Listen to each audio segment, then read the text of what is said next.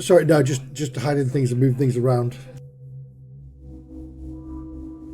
But yeah, no. I generally look confused. It's a natural thing.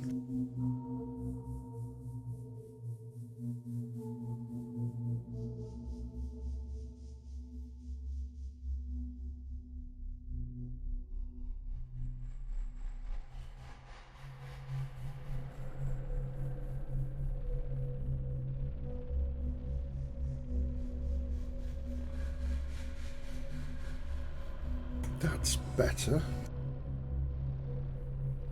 Because I'm using two Google screens.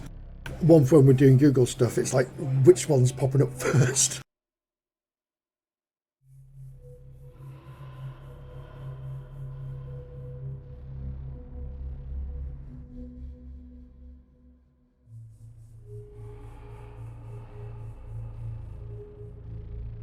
Ooh.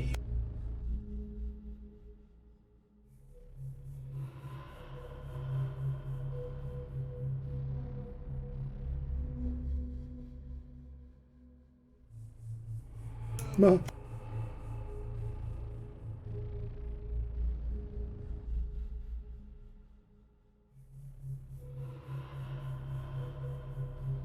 oh, cool. It's like a little platform. Oh, nice. Is it going to be treasure? No. Rubble ball. Oh, brilliant.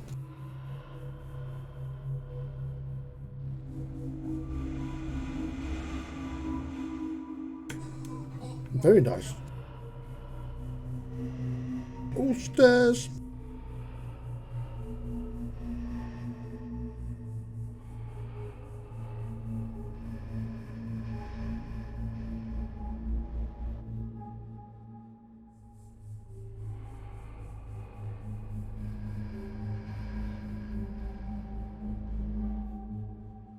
That's nice. I like that.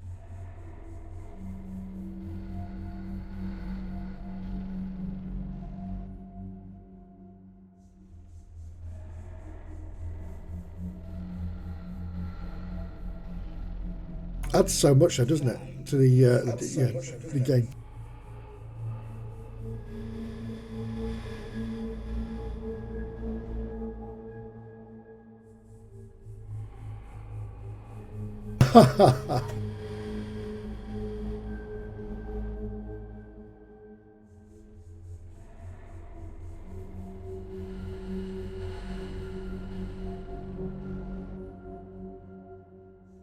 Oh, yes, yes. Oh, brilliant. I thought that was like our base, or going to be our base, but we moved away.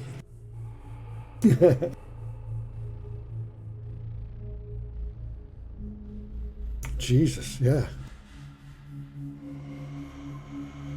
And it's nice. It's all the a uniform size as well.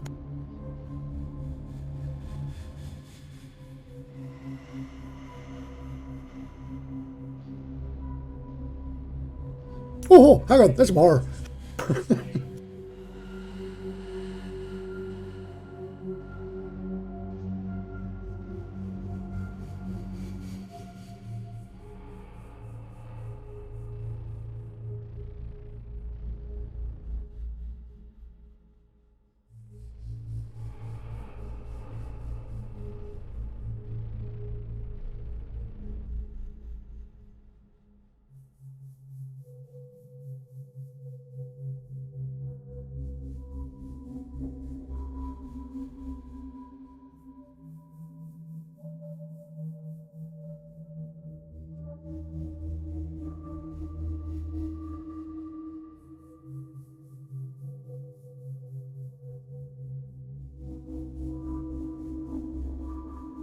It's like a t-shirt that Lisa got me.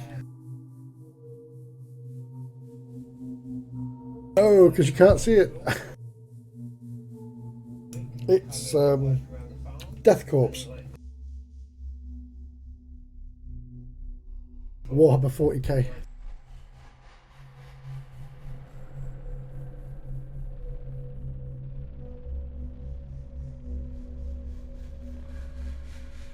That's the ones.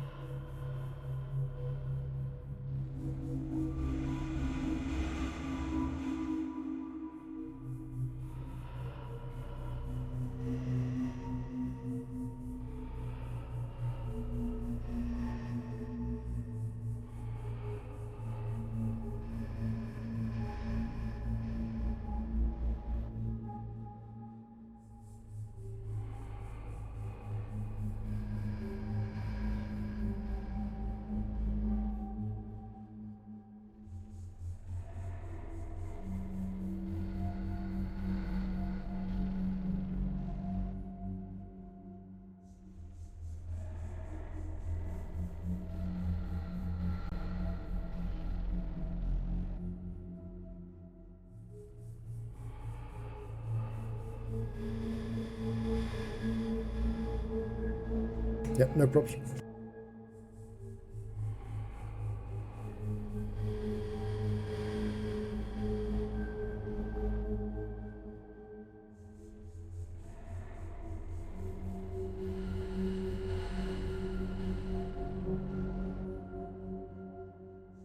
Remember to mute yourself.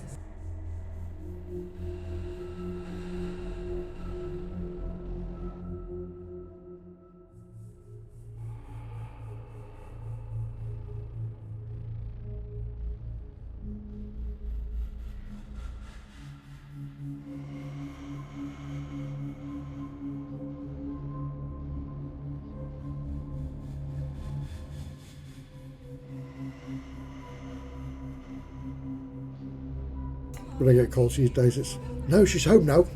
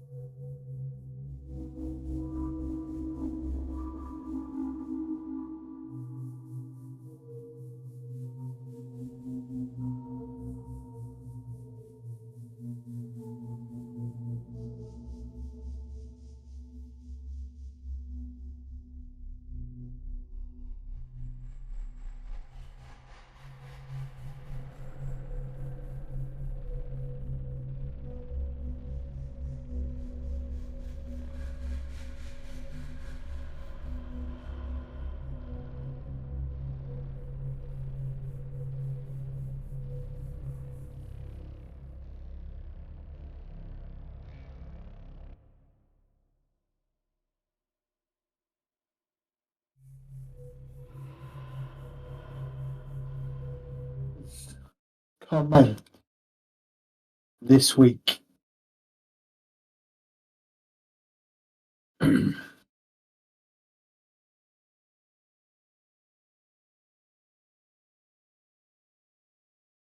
All right. So last session from memory, because I forgot to watch the last 10 minutes. Cut that music's loud. Yeah, I turned mine all the way down. There you go. I've turned it down for everybody. Last session. So we created characters, and then we set you off receiving an email from an anonymous source, or a source that called themselves Hopkins, asking you to meet at the 10 Bells pub on Commercial Street in the East End of London. Doing that at 8 o'clock, you both headed over there. You both know each other from your time in Special Forces and supporting, I guess, Afghanistan at the time, because it's 2011, so that would be where you would know each other, either that or Iraq.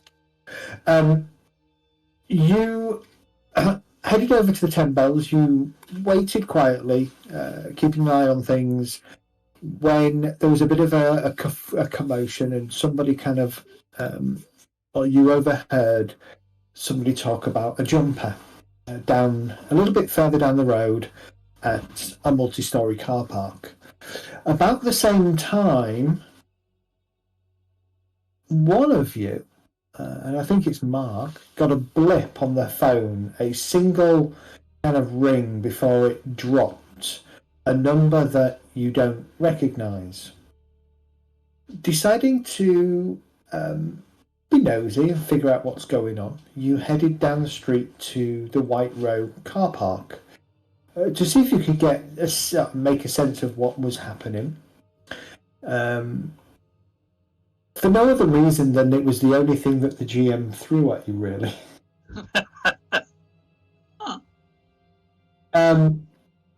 So doing that, you then spent the evening trying to figure out ways in which you could get a vantage point of what was going on.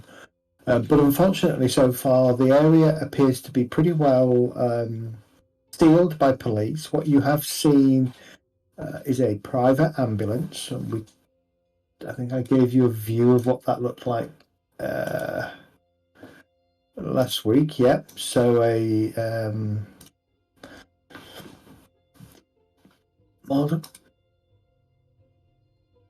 private ambulance that is kind of parked just inside the police cordon, waiting for the body, or waiting for the all clear to remove the body.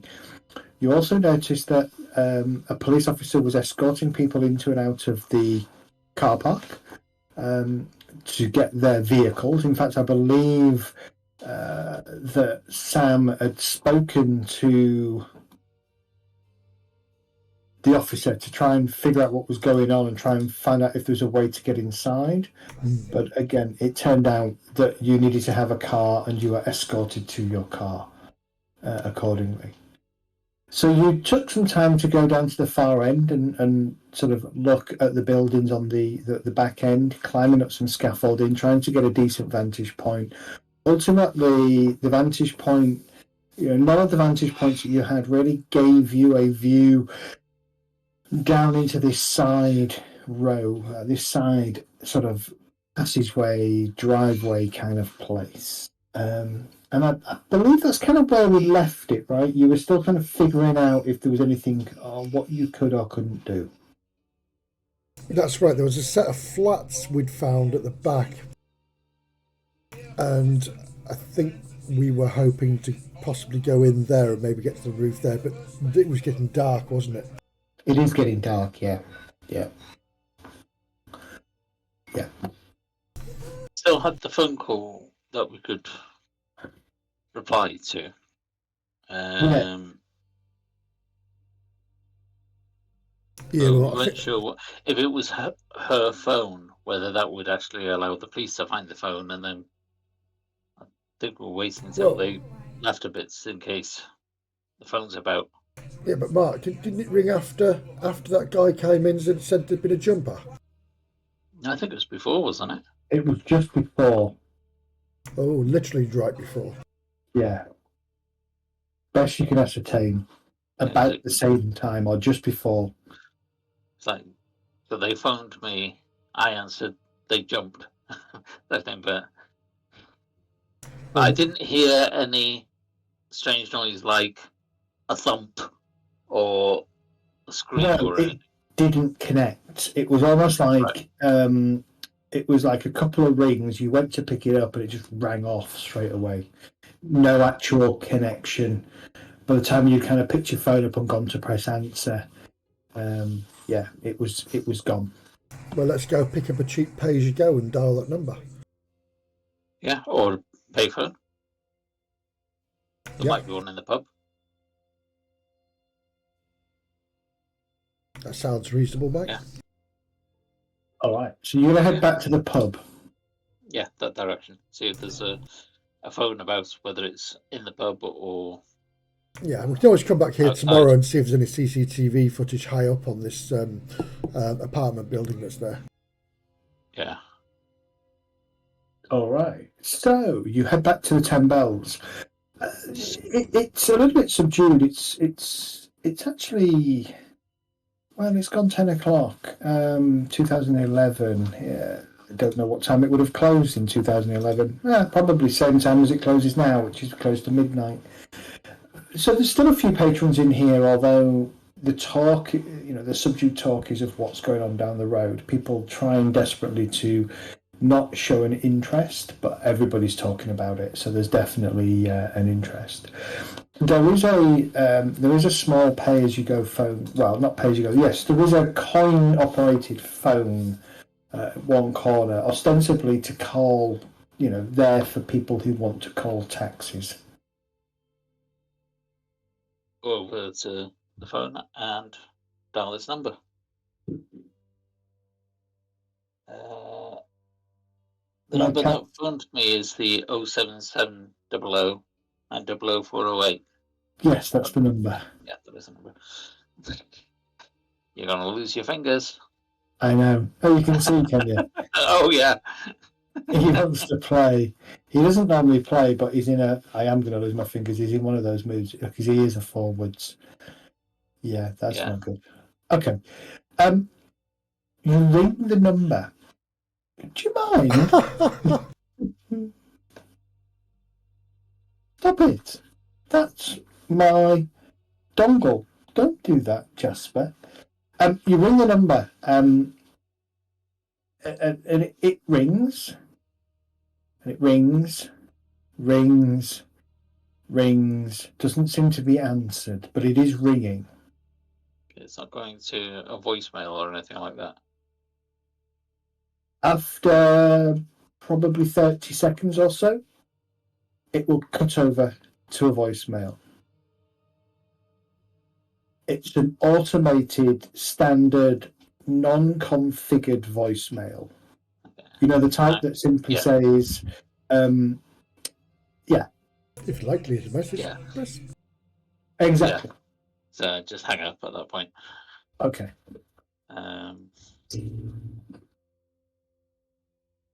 Maybe try again later or in the morning. Yeah, maybe. Just as you walk away okay, so Karen. So maybe it'd be worth going down to the car park and ringing it and see if it's laying around there. That's what I was thinking, but so many police about at the moment, aren't there? Well, we'll watch it morning so it calms down a bit. Or just a few hours. They're not going to stay here all night, I would have thought. Well, you're pondering this. The phone rings. The pub's one or mine? The pub's phone that you've just called from. Okay, I'll pick it up. Hello? Hello? Who's this? My name's Mark. Who are you? I'm Officer Simmons. Can I ask if you know the owner of this phone? What's the number of that phone? This is a landline.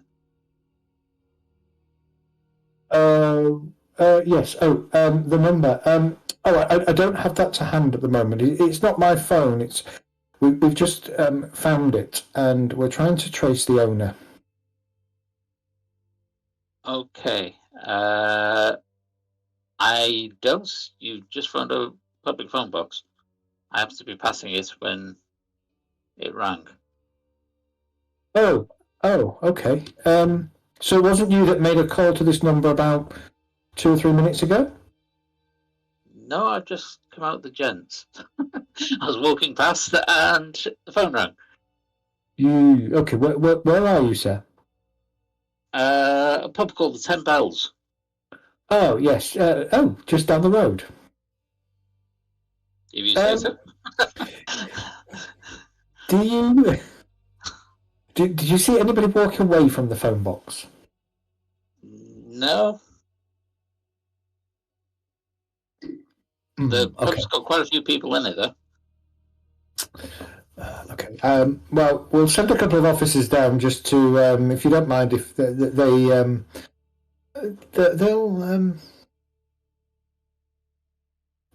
probably ask you a few questions just to see if you can remember anything about who may have made a phone call to this number from the 10 Bells. I didn't see anyone. I just literally walking past. Someone else might have seen something there. Well, exactly. We'll as I say, we'll send a couple of officers down just to ask the question. Okay. Thank you. Bye bye. Okay. Bye. And the phone goes dead. So, Time to leave. what was that about, Mark? That was the police returning the phone call. I think they found her phone. Did you give any information about her?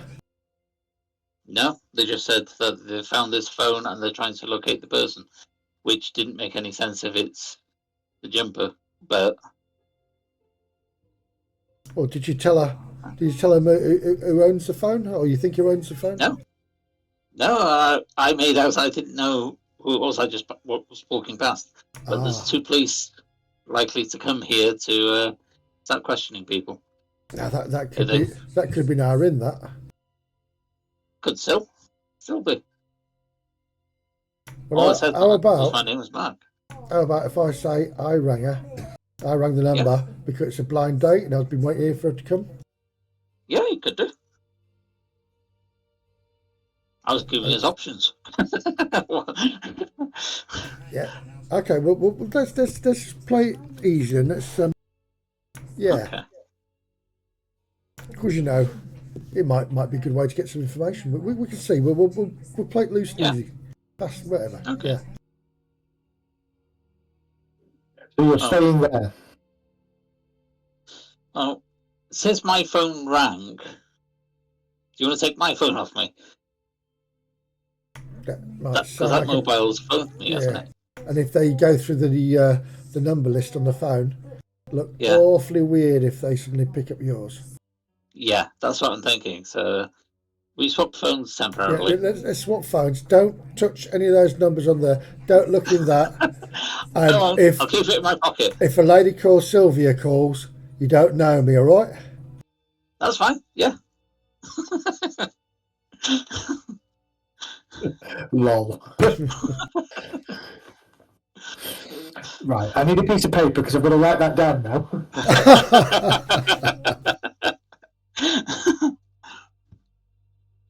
That piece of paper for you.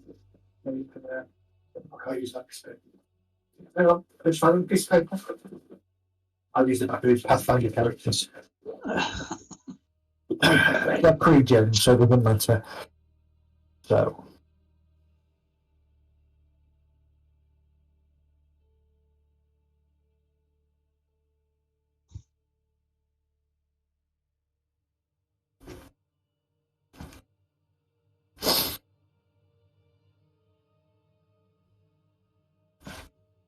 You know I'm going to have that resurface at some point, don't you? Yeah.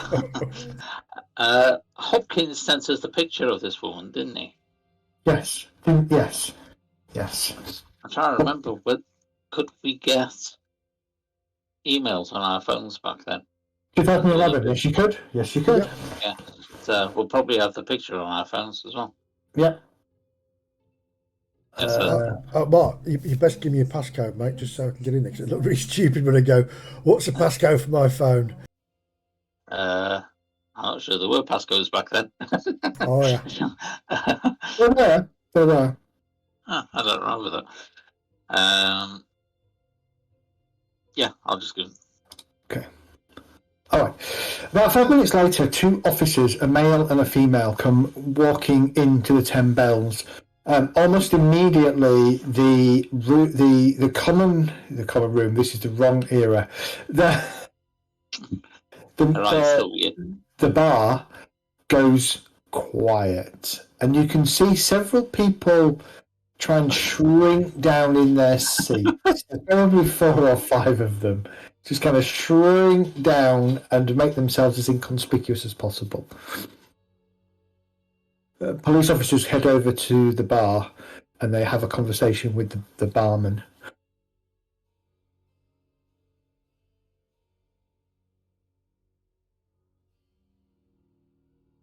And then after a few moments, they pause, and the barman rings the last orders bell, and everybody kind of looks. Ladies and gentlemen, this officer would like a quick word with everybody. Officer. He can, good evening, ladies and gentlemen. I am Officer Johnson. I would like to speak to the individual that one of my fellow officers, Officer Simmons, spoke to about 10 minutes ago on this phone. Could you please identify yourselves? Everybody sort of looks around. I'll stand up. Sir, was it you? Yeah, I just spoke to an officer. Ah. He rang the phone as I was coming out the gents. Ah, excellent. Mind if we join you for a few moments? No, feel free. And 2 officers come over and they take a seat. Okay. Good evening, sir. Your name, if I may? Mark. Good evening, Mark.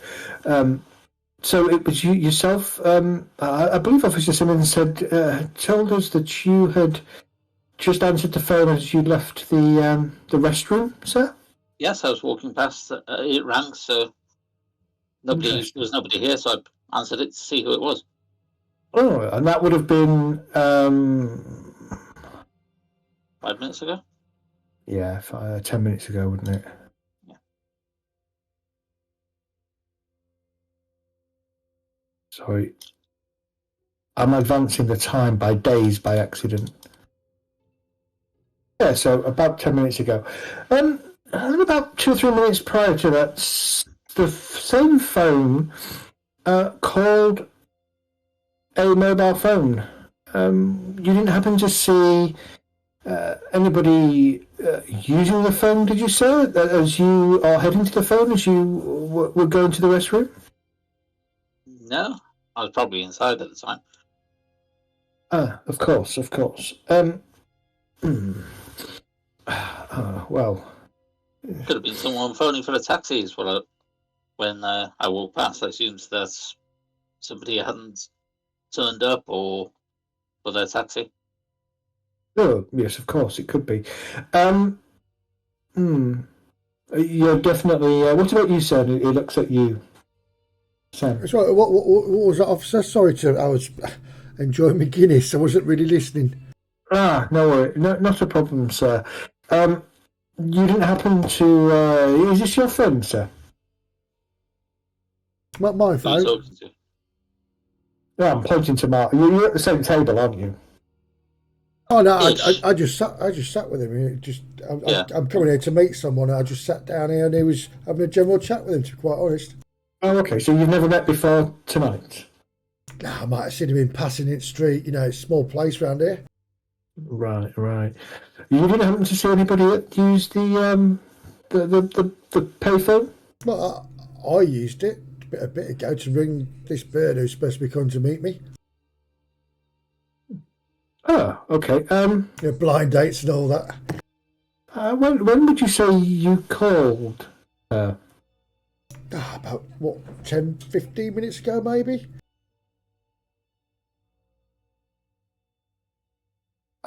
Was it this number? Well, I've got it written down here. Look, it's 077 00 900 408.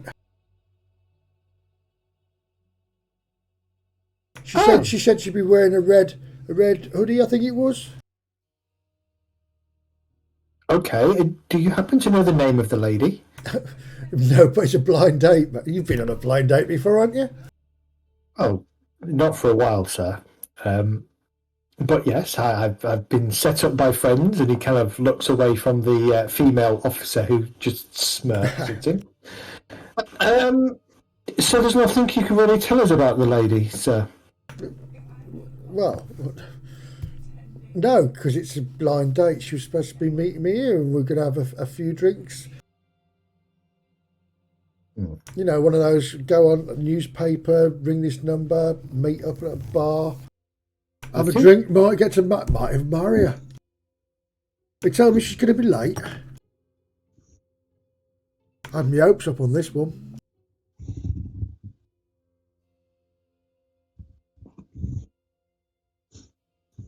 Hold on.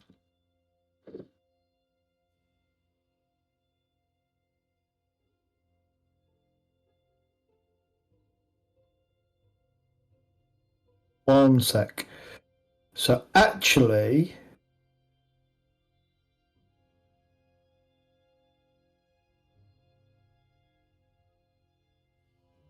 that's not going to work, is it?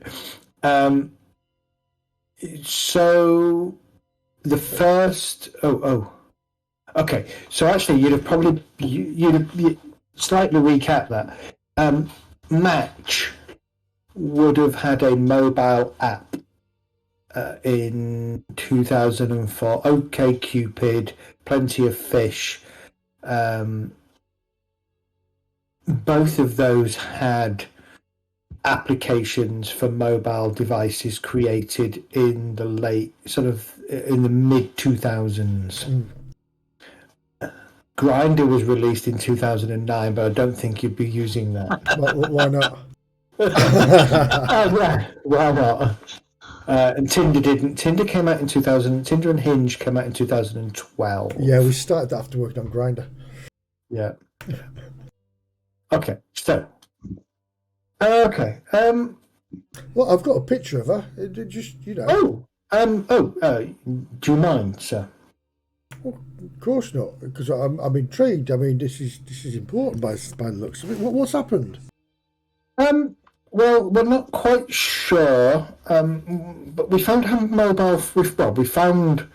Obviously, if it's the number that you gave me matches this mobile phone number. If it's this lady's mobile phone number, we found the phone under a car up in the White Road car park just down the road there. No, right. Part of an investigation. Sadly, we've had an accident has happened at the car park, and we're trying to identify the person in question. Heaven forbid.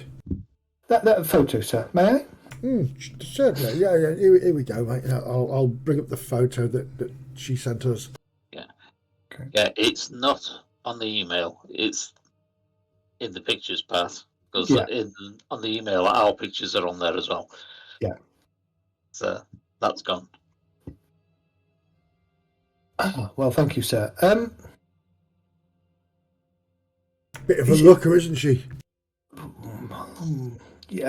Well, I can't possibly comment, sir. That would not be appropriate for me to comment, sir. Is it possible that you could perhaps forward this? Do you have email on your phone, sir? Well, to be fair, it'd be a bit rude for me to send her photo to every Tom, Dick, and Harry that's around here. I don't feel quite comfortable about that. You've got her phone, as you say, and you want me to give you a picture as well? Well, of course. What's happened to her? You tell me what's happened. Well, Unfortunately, it looks like this lady has had a fall from the top of the White Road car park. Oh my God, is she all right? Unfortunately, sir, she's deceased, and we're trying to identify. We're trying to identify her. Oh my goodness. Oh my stars and garters. What? So as I said, sir, if there's any possibility that we can have a copy of this photo, that would be very much appreciated. I'll tell you what, if you're not comfortable emailing it to me, and he takes out a business card and he says, just bring it down to the precinct. Yeah, I will, mate. That's really shook me, is that? So, what about next of kin and things? I mean, is there something on a phone? You got a phone in your hand, have you? Well, exactly. That's what we're trying to establish exactly who this individual would be, sir. Right. Bloody hell. I'm all over flabbergast. Yeah, well, I'll definitely forward it on. But I mean, can I have a look at a phone? There might be a number in there that I might know. Sorry, sir. That's I don't have the phone on me, sir. Of course, evidence and all that, isn't it? It'd be locked in a little bag somewhere. Well, evidence is not quite the word I'd use, sir. She's not. Doesn't appear to have been involved in any crime. Just more that we can use it to try and identify who she is, sir. Well, she might be a victim, never mind a criminal, because she was coming to see me tonight. Why would she jump off a bloody building or fall off a building? You can't fall off that car park by yourself. Well, exactly, sir. That's what we're trying to understand. Something rotten going on here. I got myself all geared up. I ain't had any Guinness tonight. Looking forward to apart from that one. Apart from this one. all right, mate. I'll give you a bell at morning when I've got my head sorted out, and I'll sort this photo out for you. Okay, sir. Can I take your name and details, though? We can follow this up tomorrow, as you say. Yeah, my name's Sam. Sam. Yeah. Sam. Yeah, Sam. Sam. No surname, Sam? Well, am I under suspicion of anything? No, not at all, sir. It's just it's Sam. It's Sam. Okay. And is there a number I can contact you on, Sam? Yeah. I suppose you can ring the number you rang here for the pub, because I'm here most days. Okay, just ask whoever picks it up for a Sam. Yeah. Hang on, out of character now. Lines. Could I... Oh, preparedness, we're out though. I was thinking about having a burner phone or something, just a phone that's not linked to my phone as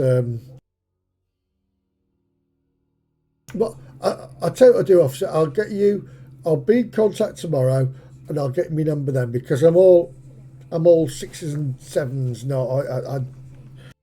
I'll sort that out tomorrow with you, if you don't mind, sir. Well, okay. Here's my card. Please do contact me tomorrow down at the station. If I'm not there, just leave your details, and I will speak to you at some point tomorrow, just so that we can, I can understand your relationship with the deceased. Of course you can. And we can eliminate you from our inquiries, as they say. What do you mean eliminate?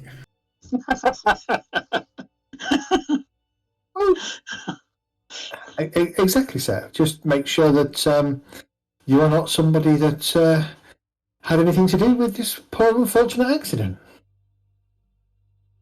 So you're saying I've got something to do with this poor unfortunate accident?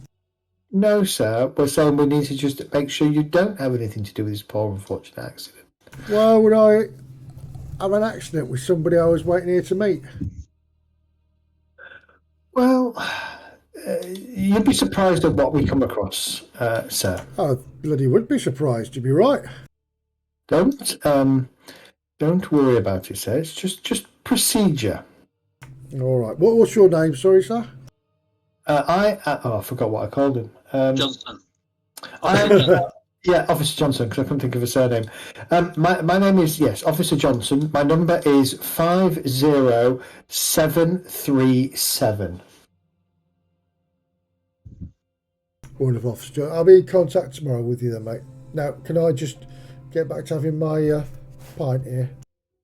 Indeed, you can. And I look forward to speaking to you tomorrow, Mark. No. Sam. Sam, sorry, Sam. Mark's the other bloke I've been sat with for a little bit, waiting for this bird to turn up. Who's clearly not going to turn up now, is she? Unfortunately not, sir. Yeah. All right, Officer Johnson, I'll be in contact. Okay, great. We'll look forward to it.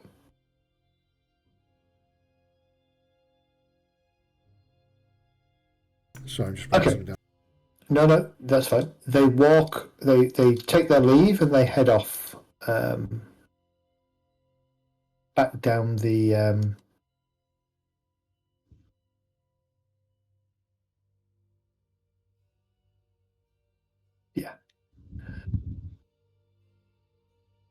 Okay, so she knew my number to phone me. Indeed. And the fact, unless, I don't know, because some things happen very fast up there. If she's had a chance to ring you and then it be cut off and then she's done the old swan dive. Is she the first of the four? The email saying, I believe the cycle's begun again. There are 4 more to go before it will stop. So is she the first and there's 3 more going to happen? Oh, God, aye. Same area, same man.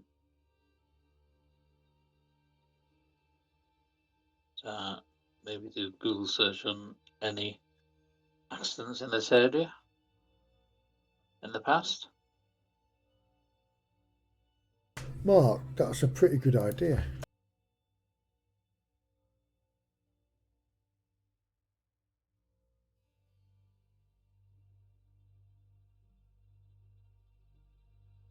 But would it be by this area?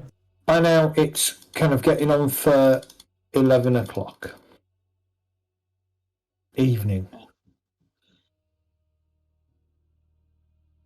Yeah, have you got a place to stay tonight, Mark?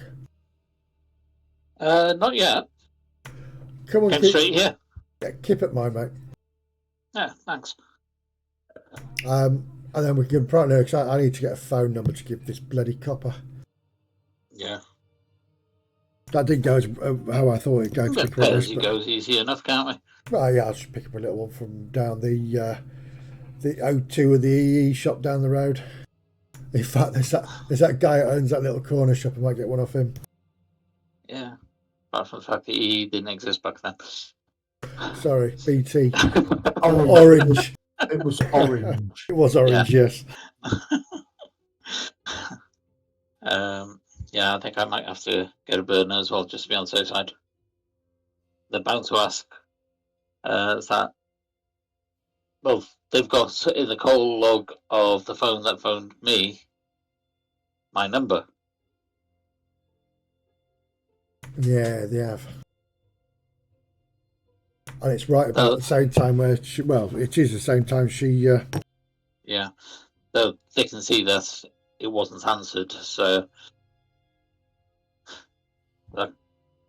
That was because you were stood behind her, wasn't it, Mark? Only if you were with me. Right, okay, let's get some shut eye. And because they're saying we need to get a phone, we need to go back to that little apartment block and see if they've got any CCTV there. Yeah. And it might be worth calling a favour or two, but I don't know yet.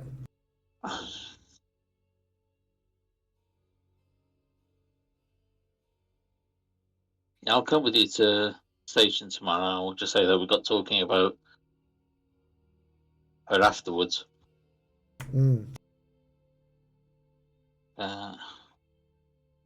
But yeah, I'm going to do a Google search to see if there's any history of deaths in this area from accidents or something in the past, like in a group of 4 or 5. Okay. Give me 1 second. I'm just looking for something.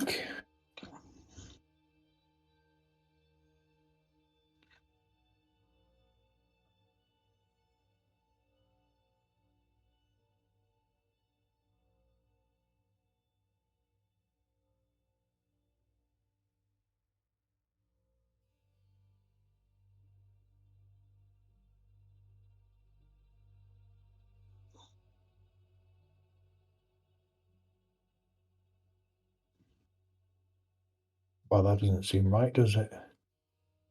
That does not seem right at all.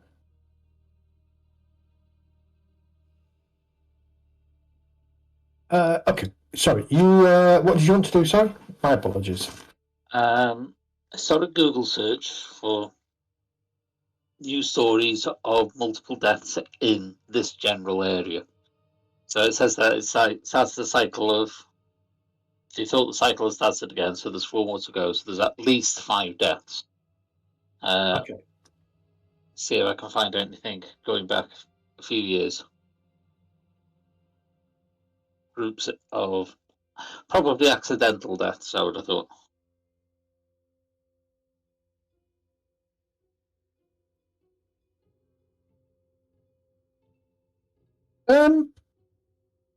Give me. Let's have a look. It's fairly straightforward. Give me a computer's roll, please. But it's gonna be. It's gonna be. No, you just click on. Just click on the. Yeah, click on the number, and it's going to be an easy roll. Look at that. That is a success. Nice. So, there are nothing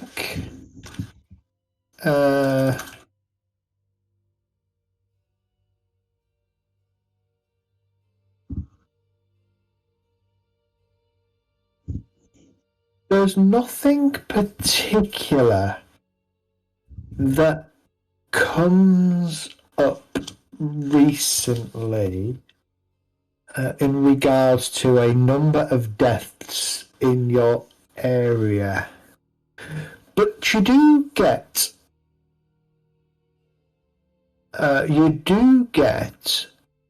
a what are the parameters that you're putting in specifically? This general location or area of London, okay. Multiple deaths or disappearances or accidents. So not necessarily 5, but at least 5.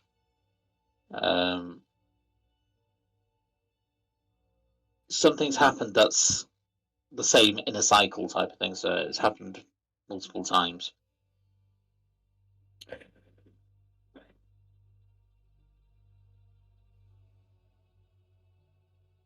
There are nothing recently. No, going back a few years. Yes.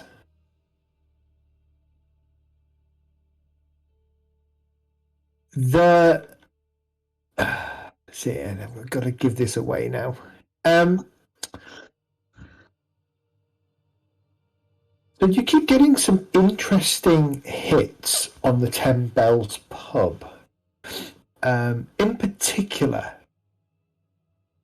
the only reference that you have to multiple sort of death in and around sort of Commercial Street And the wider Whitechapel is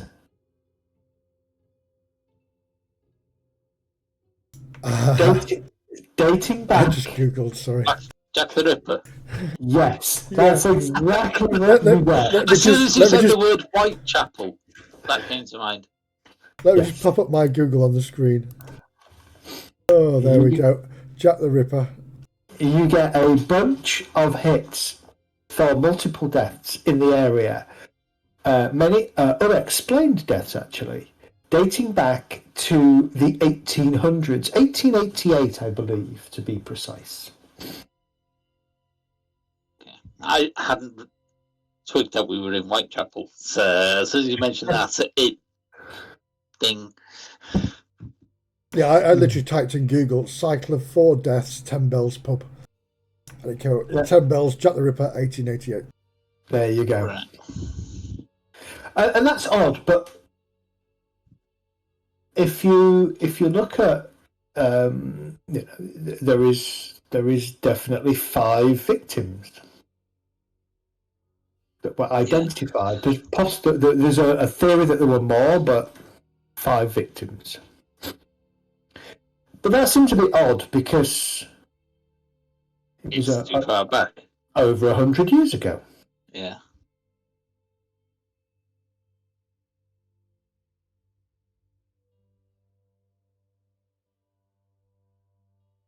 Maybe it's some weird copycat. Possibly. Or descendants, or What, little Jack Ripper's running round? yeah, it's like they say that some of the weird things are hereditary. Maybe this one's slipped the net and Yeah, I'm little going psychos running around. to slap Mark on the shoulder and go, "Hello, mate, I'm little Jack Ripper coming to get you." That's more like a copycat, mate. Mad as that is there.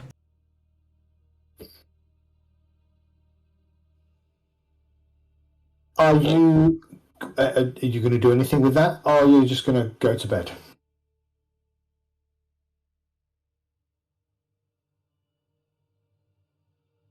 Can't think of anything we can do with that, to be honest. How many Lots have of you wandering around. How many have you discovered? Yeah, are there any more deaths than hers so far? Well, I meant further back in the cycles. What sort of? Oh, you mean prior to Jack the Ripper? No, after Jack the Ripper. Doesn't appear to be anything else after Jack the Ripper. Oh. See, I would expect her to be the second death in the area if she's telling us about the cycle's begun again. Yep. Can't be the first one if. No, I agree with that. That's a good. Got to be something that's triggered them thinking that the cycle's begun. So what about before Jack the Ripper? Because it's hardly a cycle, is it? Yeah, one happened. Some deaths happened in 1888, and then in 2011. That's not a cycle. That's just an amazing coincidence.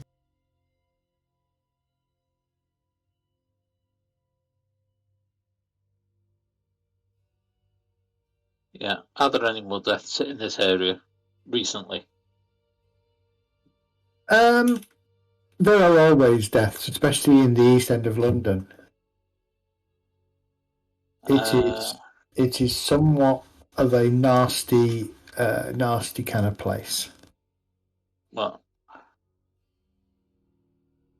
Jack the Ripper was surgical precision with the parts missing. I can't remember. Yeah. Yes, there were. So anything matching that MO hit the news or anything recent?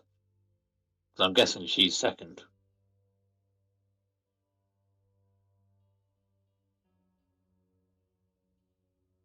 There's nothing else in the news. No. Okay.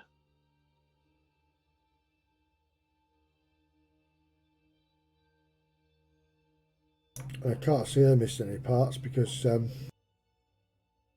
yeah, there'd be blood up all on the top of the car park, and it wouldn't be a suicide watch. It'd be a murder investigation. Yeah. Maybe she's not part of the cycle. She's just to keep quiet. Maybe she dug too deep. I mean, she wanted to meet with us tonight, so I'd love to get hold of that phone to see what's on it, or find her address.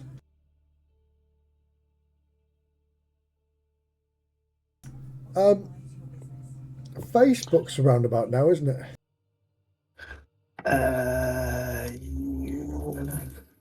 Or was that stupid bloody OnlyFriends or what it was called? OnlyFans. No, Facebook. OnlyFans. Yeah, Facebook, yeah. Facebook was launched in 2005. Yay. Okay. Okay, so we have a surname, don't we? Yeah, Hopkins. Yeah, so why don't we do that old thing where you type in the search and type Hopkins in the search, and we'll spend a bit of time going through the pictures. Yeah. Yeah. I was thinking along the same line. Okay. And possibly see if there's any way to backtrace the email. Yeah. Because we've got the email from her. That's right. Assuming that this is Hopkins. So the email is just an anonymous Gmail. Well, it'd be Google Mail, I think, at the time, but it would be googlemail.co.uk. But it's just an anonymous at kind of, or Hopkins at, very.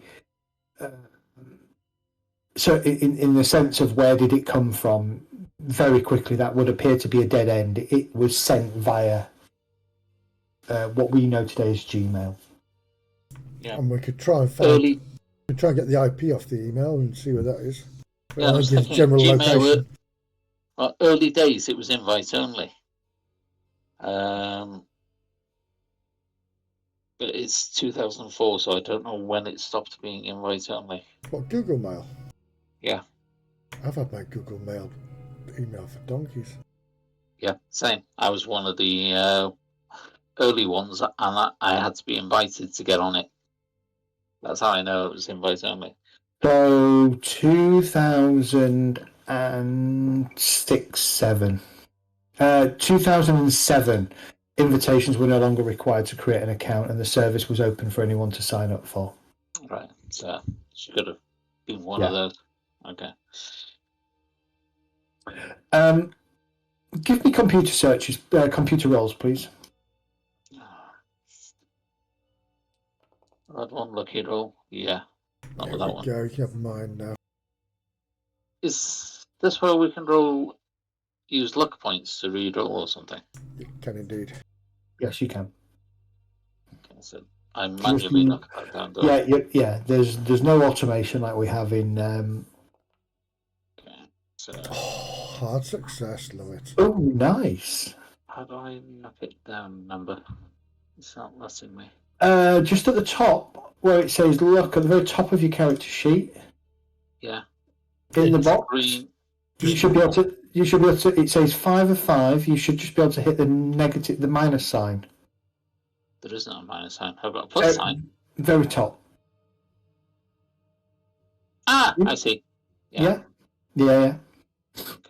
So you track them up there. Right. See, I didn't see those last time. That's better. Okay. All right. It takes you several hours to get to grips with Facebook's search engine, which is a bit pants. So by now it's probably about 2:15, 2:30 in the morning.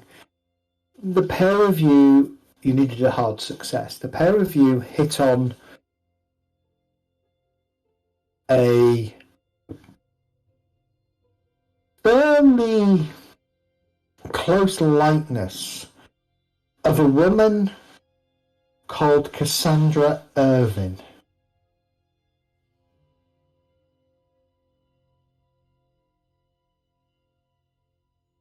Cassandra Irving.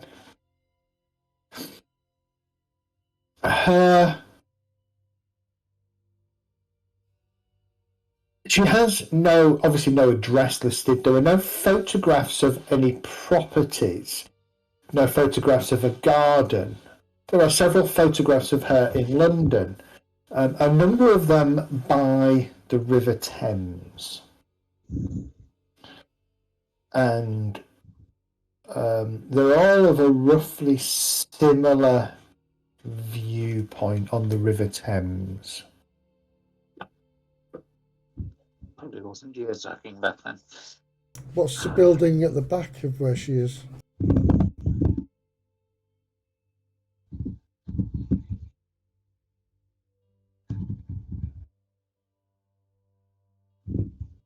Say that again? What's the building at the back of the photo where she is? If there's a similar viewpoint, was she taking photos of a particular point behind her? It was, yes. Give me... I want to check my... yeah, probably a locale roll. You're not very good at these. Oh God, no. Holy crap. Yeah, no. I'm from around here, mate. Sam, the building in the background, let's see if I can get a street view kind of view of it.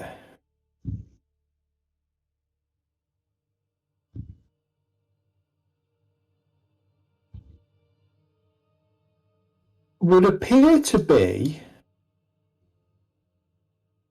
the London...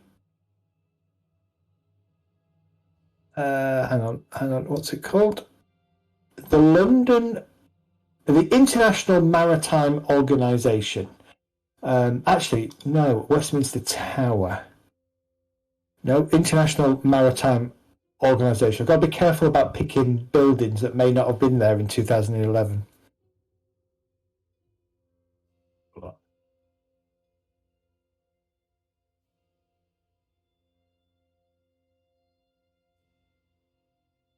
Oh no, it was definitely there. Yeah, the Westminster Tower and the International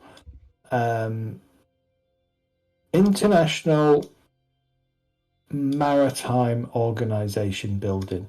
Evidenced by, let me see if I can do this really quick.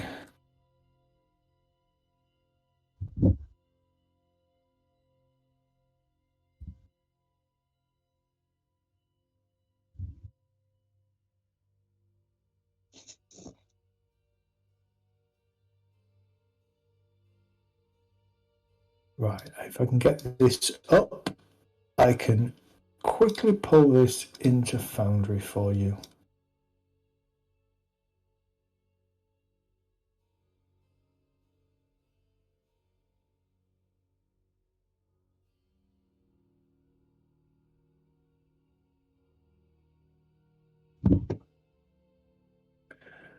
Sorry about this. Have you got it? Have you found it on Google?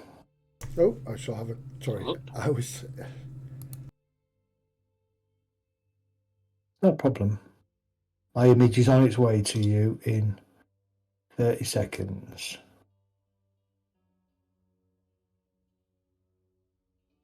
Yeah, okay.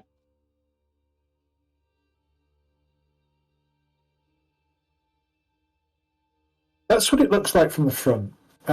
So if you can imagine, she's kind of stood probably a little bit on the actual bank of the Thames, and just behind her you notice the prow of the ship kind of coming out of the building, which Sam recognises as the prow of the entranceway of the International Maritime Organisation.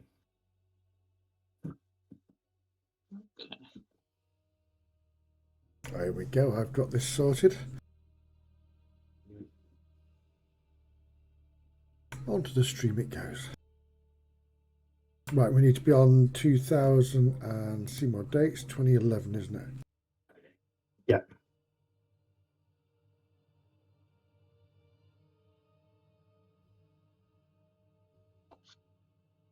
I'll go 29. 29, 2009. Would be reasonable. It's probably not changed much since then. Apart Pretty there's a impressive. chuffing truck right where I want to look.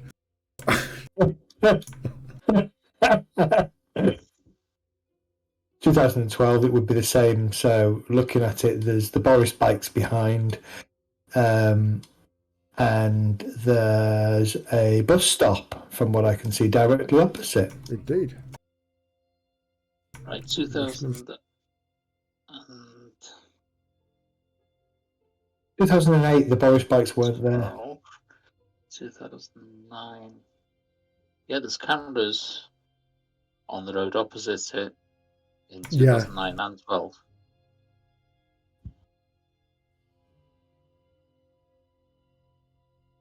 But then it's finding a date this photo was taken, but we know she's there. It's not as if she's not there. We've got a picture of her there. Yeah. But why is she taking the picture? But on the picture, how is she facing? She's taking a picture of the building behind with the maritime. So imagine, let me think about this. So she's on the, if you look at the 2012 picture, she's probably, so you see the lamppost by the side, she's probably sort of leant against the wall where the lamppost is, and somebody's taken a photo looking down past towards the I'm looking at the 2000 and hang on.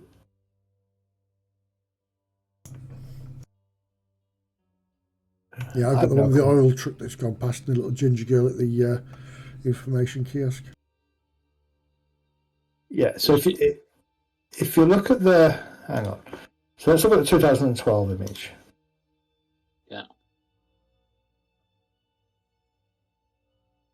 So she would be stood by the lamppost with her back to the lamppost on the river front there, with her back to the bus station, a bus stop, and the water taxi place behind. And you can just, the photo has been taken from somebody that would be further this way, and it just catches the sort of the front of that maritime building. Oh, so it's more looking towards the big tall building next to the maritime building as well. No, the other way around. Across the river, is it? It will be kind of looking. So she would be looking towards the tall building. Yes. Yes. But the photo is going back the boat and the Yeah. He's going that way. But it's at an angle, so whoever's done it is probably sat on the wall themselves and has just taken a quick snap of her at an angle such that you can catch the front of the boat. So she's probably more likely to be near the railings that have changed colour. Yeah.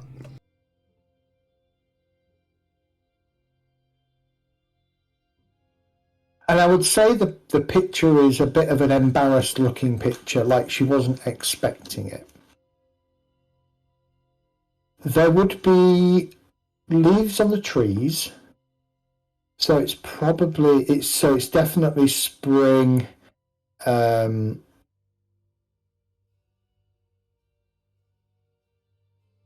Spring to summer.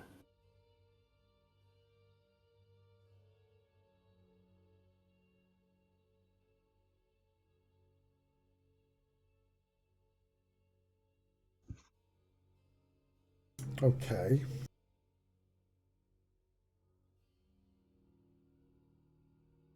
So, what's that big tall building that's over there on the opposite other side of the bank then? On the other side of the bank, the big grey place. Yeah.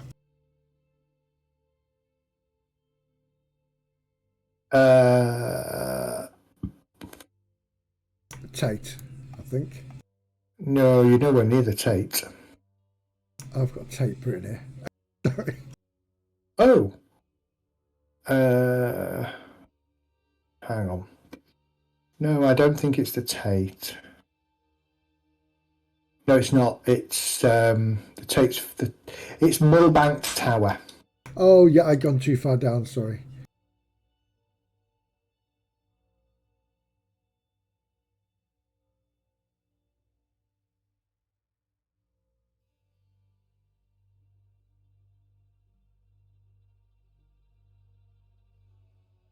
I'll make a note of that anyway.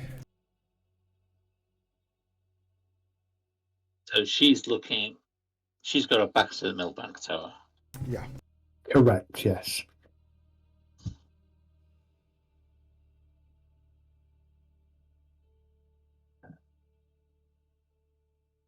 And all the photos are very similar, are they? And there are not that many. There are probably 4 in total. There'll be another one. Hang on, let's have a just before I say there's another one.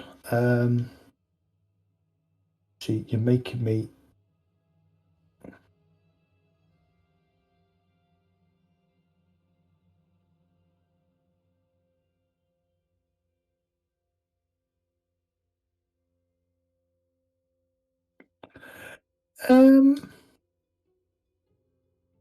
Just out of interest, what are the dates on these photos? Are they sort of like just gone last year? So I would say the one you're looking at was June of 2011. Oh, so very recent. Yeah. The other one is of. Let me see if I can grab a photo of this for you.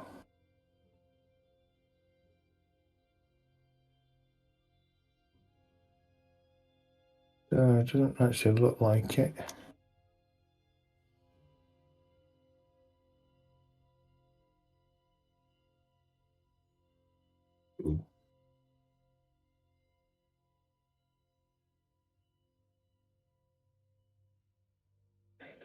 The other one is of her stood by a tree, smiling in the sunshine.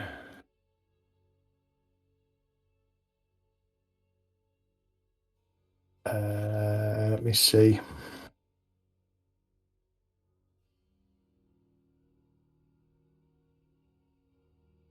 So give me a sec. Let me just throw this one up at you.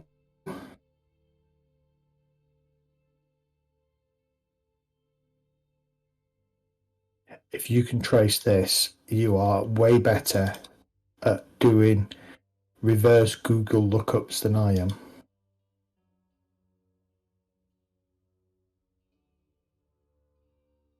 The other one, the other one that catches your attention would be this one.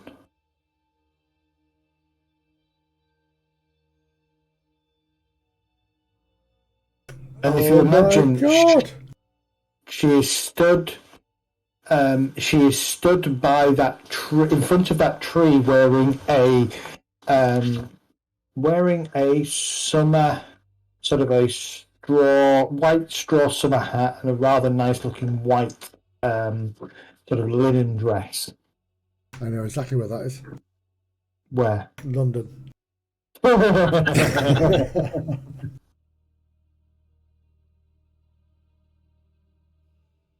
Okay, so what's that across the road?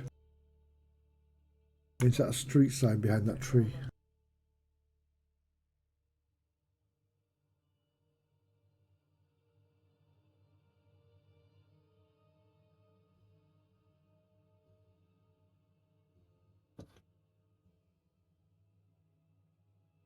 Isn't it bad when I'm thinking about taking a photo just so I can increase magnification on it?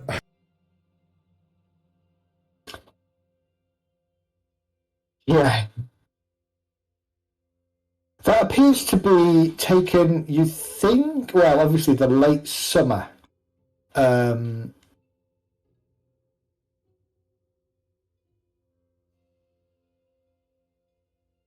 If there's a, by the way, there is an overlap of a 2023 Google it sign above the tree. So if that's what you're thinking might be the street sign, it's not. No, just to the left of, there's a big knot in the tree, and down about halfway down from there to the floor, there's a white little plaque just to the left of the tree. Okay. Oh, right there. Yeah, I can't ping it, it's a picture. Okay. No, that is a Toilet sign. No, it's a reflection of sunlight on something. Ah. When you look at the actual picture.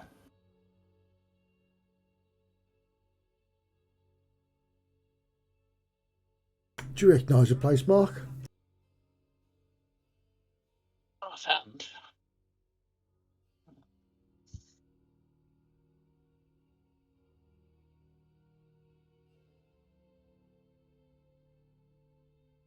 It's quite residential.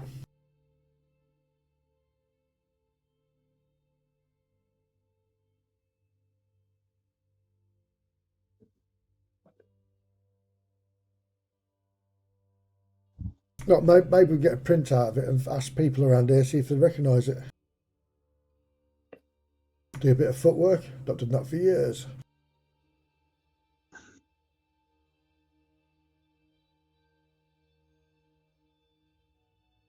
What do you think, buddy? Yeah, it's worth a try.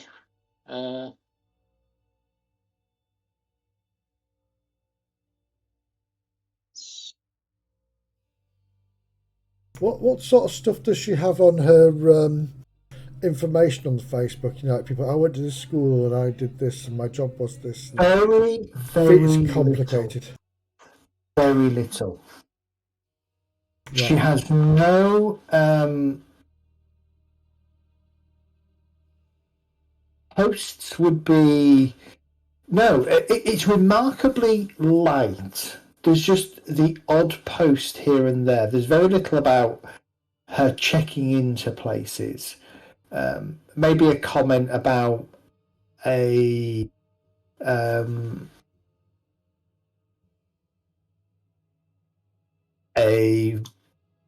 restaurant or a pub. Any 10 bells in that pub? No mention of 10 bells at all. Okay. Pub wise, what pub?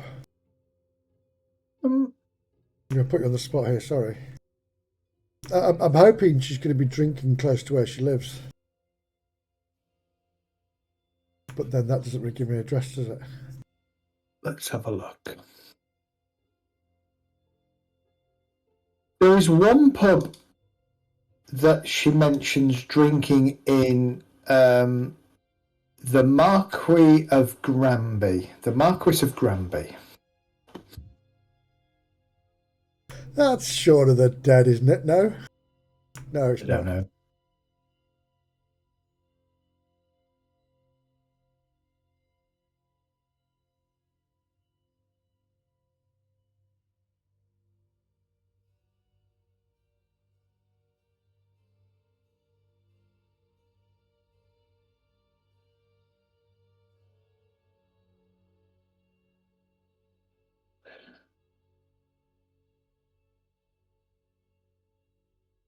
And her favourite drink,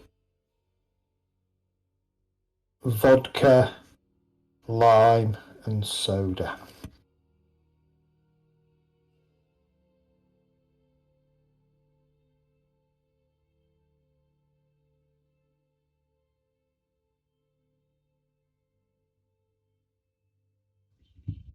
So that's Westminster, isn't it? Yep.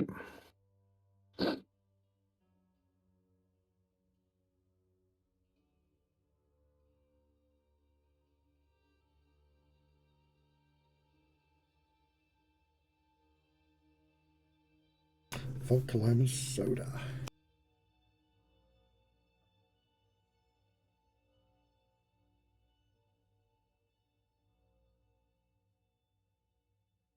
Just quick detour while I'm doing this, because what time is it? We'll go for break in a few minutes. At break, not right now because it's not relevant to the game. I'm posting this in our little chat. Have a look at the 2008 picture for that location. Oh no, that didn't work. What's going on? Hang on. That's posted to the Discord channel for some reason. Try it again. That particular picture, 2008.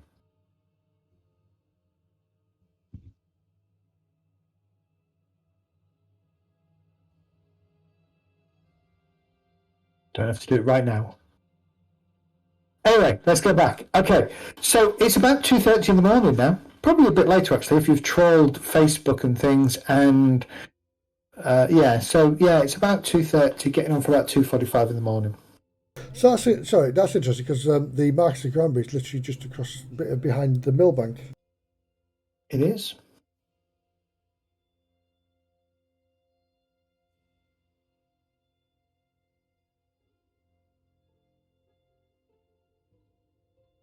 Girl, I'll just switch it to satellite. He won't let me. Okay, well, I'm going to turn in, mate. Otherwise, I'll be no use to anybody tomorrow. Yeah, good idea.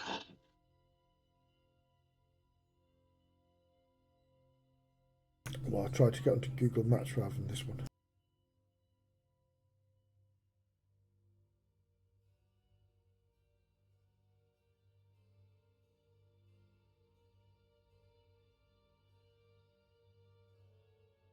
Okay, sorry. And there is a way to get to the satellite, and I can't think how. Hit the arrow. Gets you back. Or click on your layers at the bottom and go to... Yeah.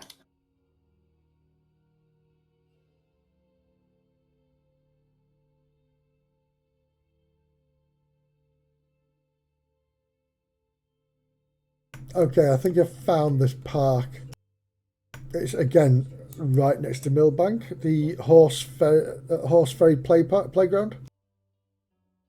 Is that right, by any chance?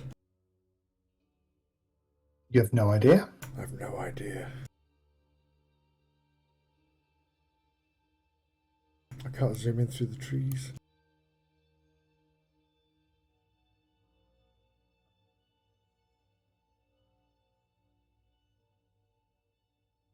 But the answer is no, it's not. Ah, okay.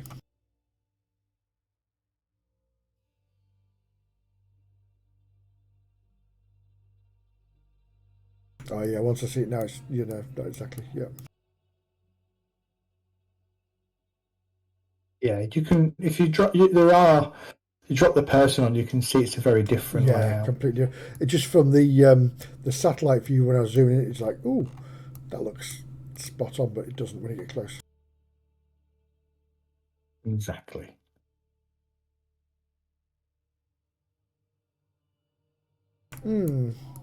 Right, I've not looked at the chat thing yet, so.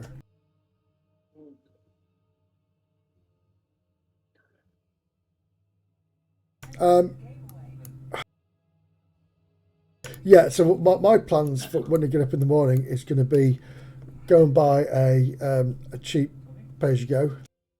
Yep. Same. In case they ask for my number. Yeah, give that, go see Officer Johnson or PC Johnson. I've got his business card, so and give him my details.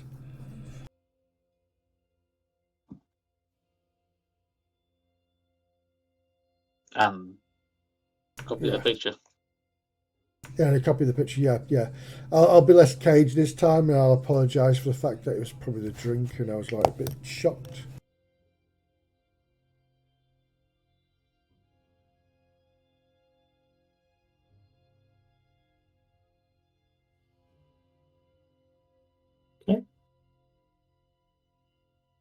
Need to get some fake ID with my first name is Sam at some point.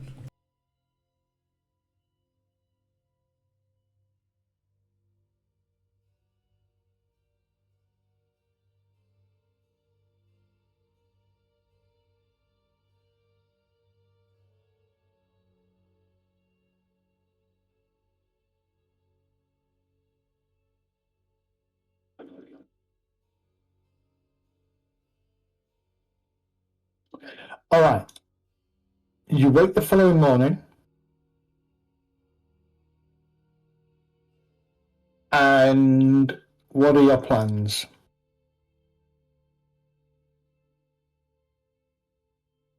Literally just what I said anyway, about get the phone and go see PC Johnson. Okay. Yeah, gonna get a couple of burners. Just so we've got numbers to give out. All right. Best place to get burners is going to be Tottenham Court Road, I would think, at this time of everything. The where did that save? Okay. All right. So you head over in the morning, first thing, get yourself some burners. You probably get yourself over there by about sort of just after 10 o'clock, 10:30. You grab yourself a couple of burners, just some cheap old phones, and probably Nokia 2110s or something. Awesome. Just good enough, they do text and phone, they don't do email. Then what are you planning on doing? Going over to the police station? Yes, yeah. Okay. So you head over to the police station, arriving there probably sometime after 11, maybe it's about 11:15, 11:16 or something, and you are greeted by the desk sergeant. Good morning, gentlemen. Can I help you?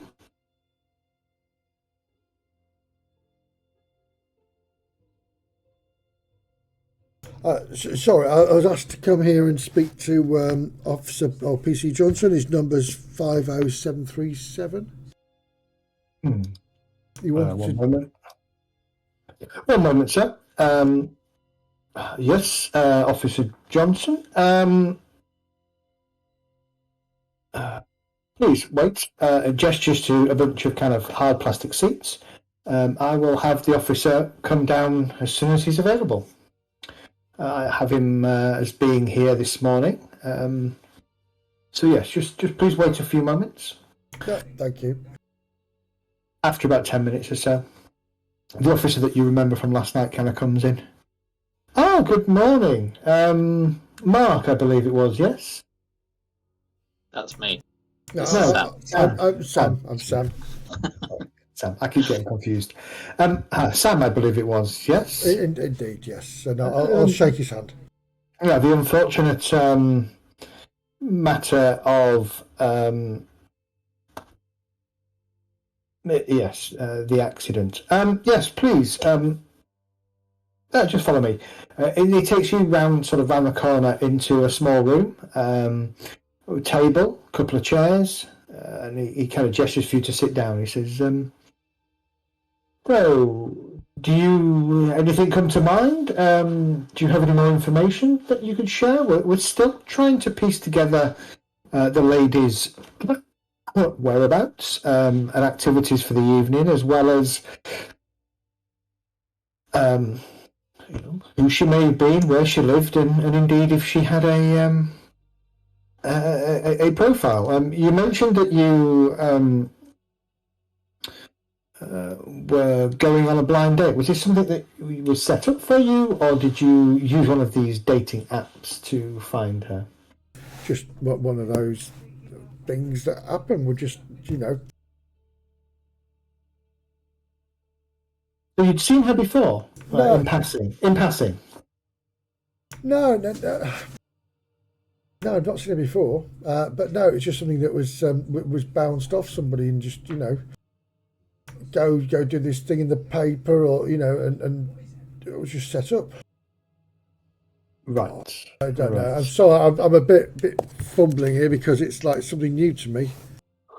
So you have no idea her name?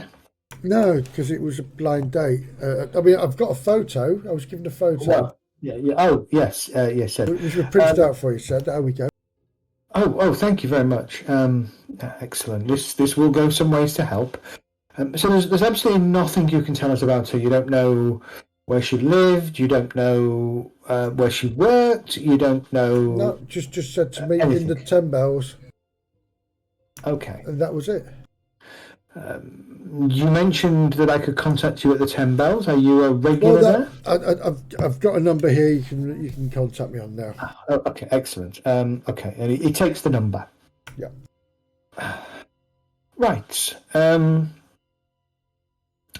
Well, if there's nothing else I can. I mean, what's happened? Is this foul play?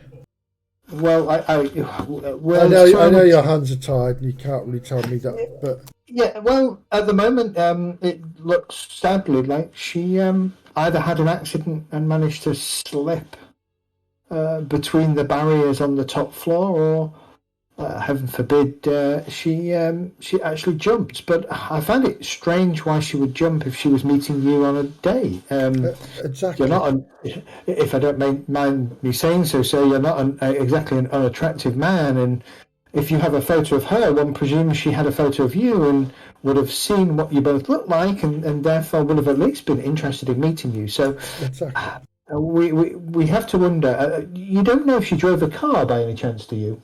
I don't. You know as much as I do, apart from a photo. I'm really sorry. I mean, you're making me want to find out more about her now because it's so sad. She must have had family. Exactly, Sam. That's what we're trying to. Ascertain right now. Well, sir, I won't keep you any longer. Thank you very much for your time. And if there is anything else that comes to mind, please don't hesitate to contact me. And vice versa. Is there anything unique you can tell us? That please don't hesitate to tell us. Okay. That'd be wonderful. Thank you for your time, Officer Johnson. Not a problem. Oh, can we have a phone?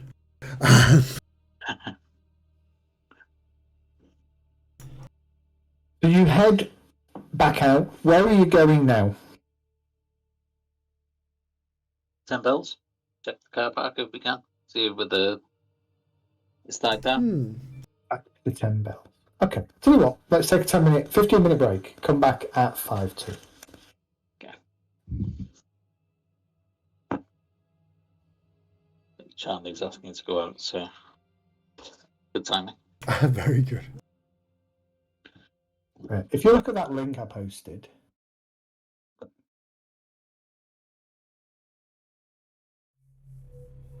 Oh. Right, put that on there.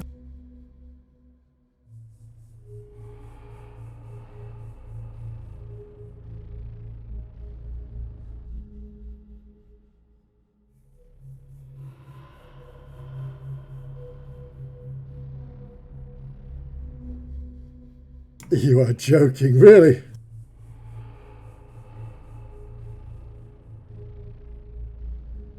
The carton.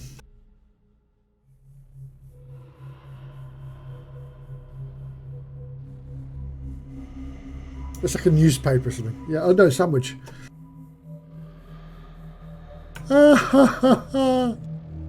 That's awesome.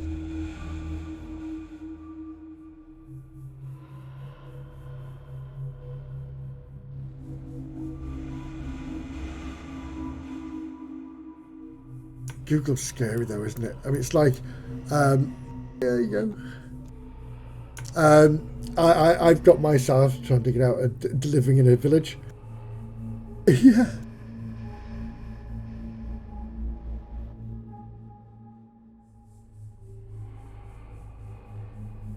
Must be going the other way. So if you head down this way, it goes further. It's like you're going further away. Oh, you've gone.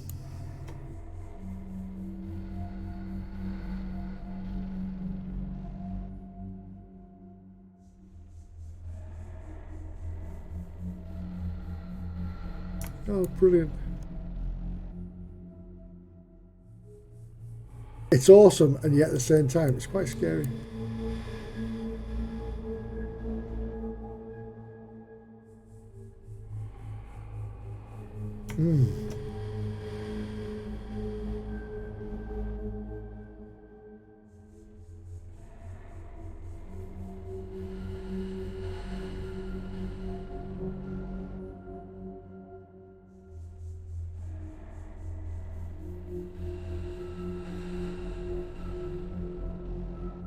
That surprises me, really.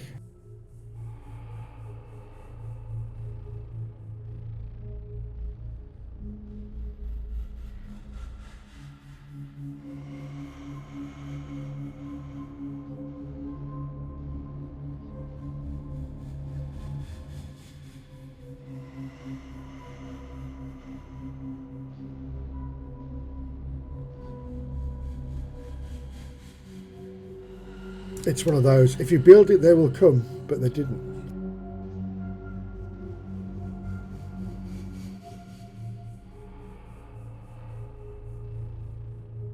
Yeah.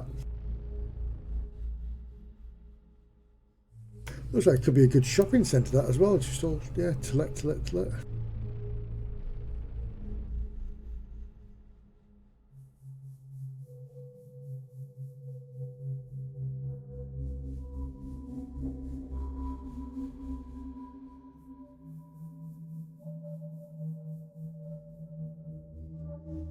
Oh God, that's changed a lot, hasn't it?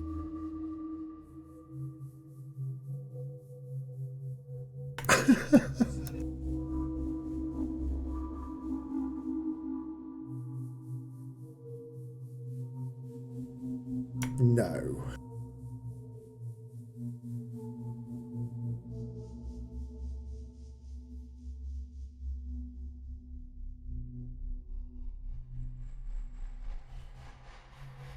I can't see what they do different.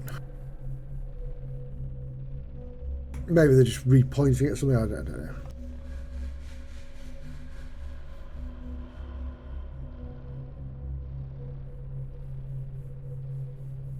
Thing is that it's a beautiful building, that as well. And that's not an old building, that's a new building. So in the space of, I'm going to take a guess and say 20 years, they built it, knocked it down and put flats there.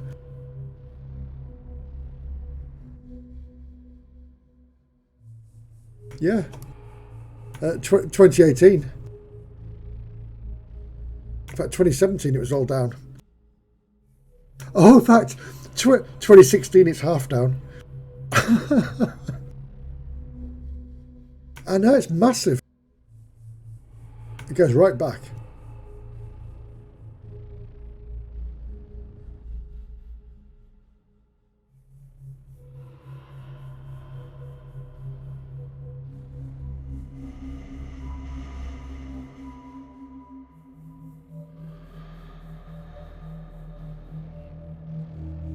Yes.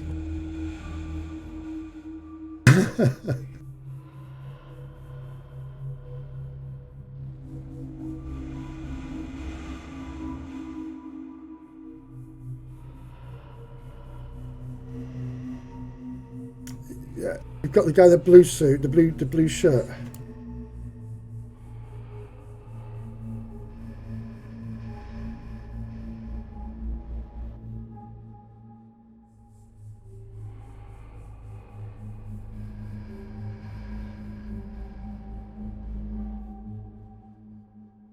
Well, the big sign in front of him.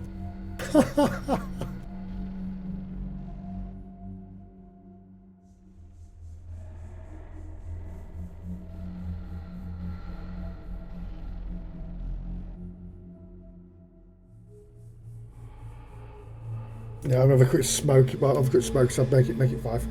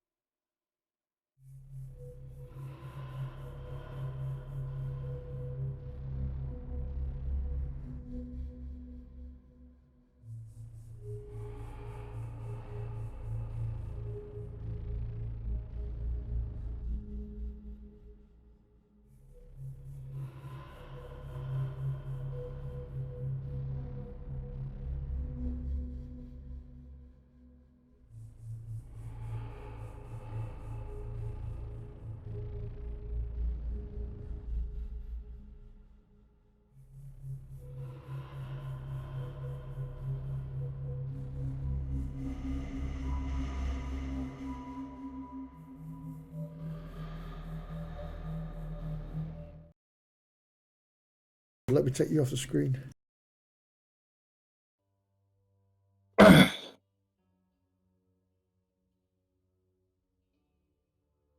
Back. All right. Okay. So, following day, 9/11. First, sorry, not 9/11.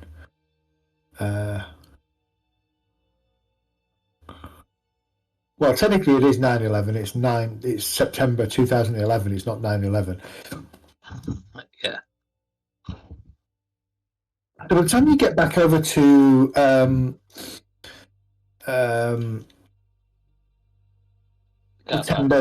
Ten Bells pub,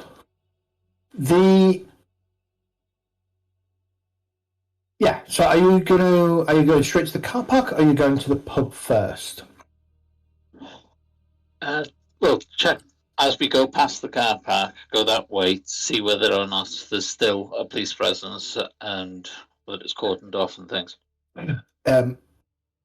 As you drive past, or as you go past, you would be forgiven for thinking nothing had happened. There is no sign of a police cordon. There is no tape or anything. The car park is open, and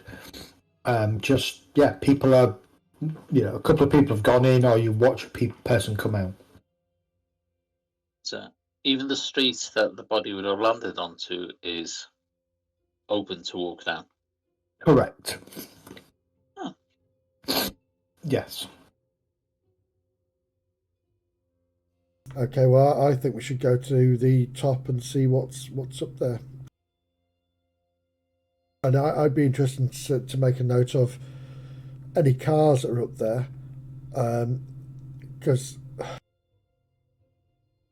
the car park here, is it a ticket system where you put a ticket in your window, or is it a? It would be a ticket in the window job. Brilliant. In which case, especially in 2011. In which case, just check any cars on the top floor for any tickets from the night before. Okay. Give me. Because the only reason she'd be up there is if she parked a car up there.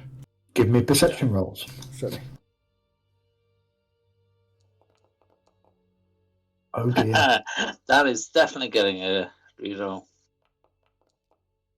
Oh my life! I wish it was Warhammer. Yeah, I'm going to reroll mine as well. Okay. Perception. Better. Very nice. No, I'm rubbish. I'm just going to think I've had that Guinness from last night and it's still... So you get up into the top. There are a number of vehicles up here. There's probably... I mean, if you look at the size of this thing, the car park is huge. So there is a small area, which would be, if you look at that picture... I don't think I can draw on the picture, can I? No. So if you see just where the car park seems to dip inwards, there's a person walking down the little road, and you can see where the car park seems to dip inwards. There's a set of parking, like a parking bay or something. Literally this side. Yes. Yeah. So it would be just around there. There's probably some remains of some tape that's kind of police tape cordon that area off. So that gives you some idea. So it looks like it's come from that very top part up there that you can see, the quite high up piece. Yeah. Getting up on the top, there are probably 30 or so vehicles kind of scattered around up here. But you kind of gravitate best you can to that kind of area where you want to kind of think about retracing steps and looking at what could have happened. Are there any scuff marks to suggest maybe it was an accident?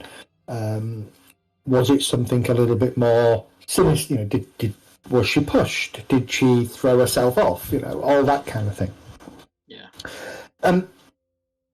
Sam, you're kind of struggling to make sense of it. It just doesn't make sense, and you're kind of meandering around the cars, looking for cars where tickets might have got out of date, and there are probably 3 or 4, to be fair, cars that have out-of-date tickets. Mark, looking around, you notice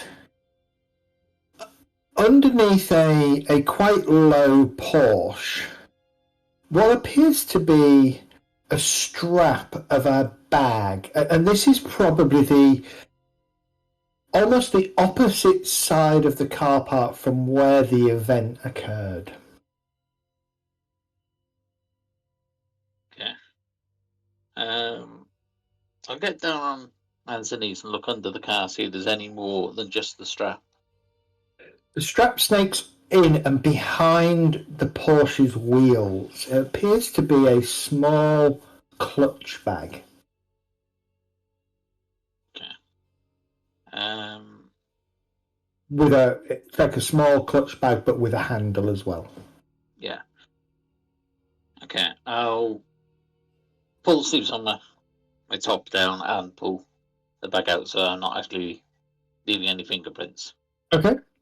I would say you probably have at least a pair of disposable gloves each on you. Indeed.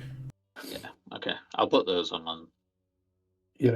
Remember, you're not quite spies, but you are very Prepared. careful. Yeah. Yeah. And would be prepared to some degree. So you pull those on, and you pull the bag out. As I say, it's about that kind of size, maybe that kind of thickness, with a looping strap that can be taken off, but the strap is connected. Okay. I'll open the bag and take a look at what's inside. See if there's any IDs or anything that might give us a clue as to who this belongs to. See if it does match Cassandra's ID in there, or pictures or something to give us a clue. The bag itself appears to be empty, apart from when you open it, there is a bunch of crushed glass inside, as if it was a small vial of something, perfume or that kind of thing. There is no perfume smell, though. It's more of an iron-based smell that's coming from inside the bag. Any colour? The bag is a dark black bag. The inner lining is black, so you can't tell if there's a colour. Okay, just dip a finger in and gently touch inside, see whether any transfer comes onto the finger. It's greasy, and when your finger comes away, no, there's no real colour about it. It's just very greasy, and yeah, definitely smells. It smells odd. Not like copper, like an old 2p piece when you put it in your mouth. No, it's definitely more iron. That kind of iron taste. It reminds you of blood, but it's not obviously blood because it's not red or dark or tacky. It's greasy, clear and greasy. Okay.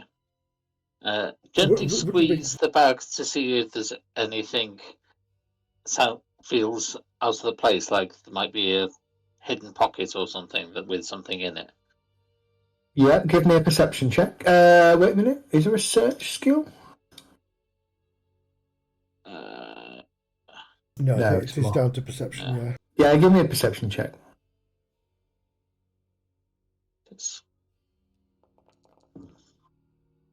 Ooh.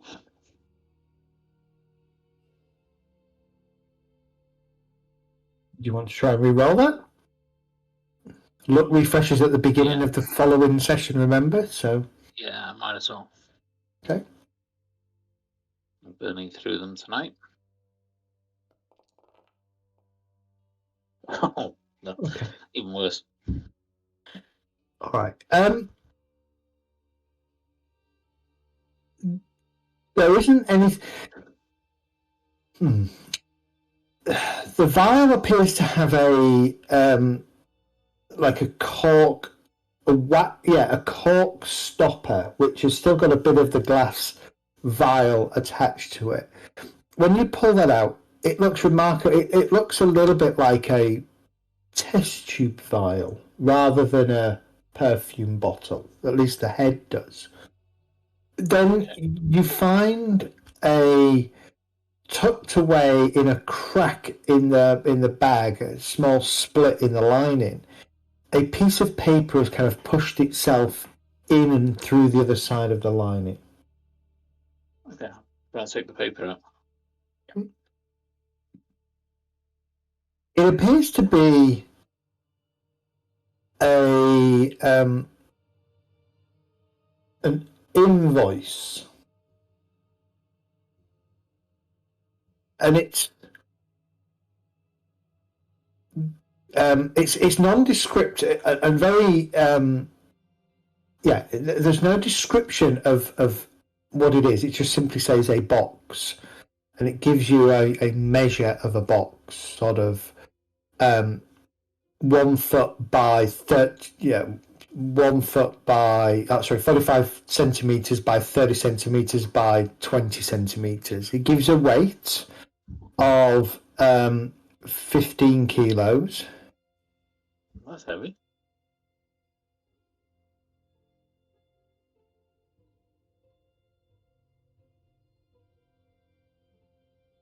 And it's to a Miss C. Irvin. 8 give me a second, I better get this right. Coxon Way. So was it 8? 8 Coxon Way, London. And it's from HGD Shipping. And it seems to have been checked for accuracy by a P. Teague, Teague.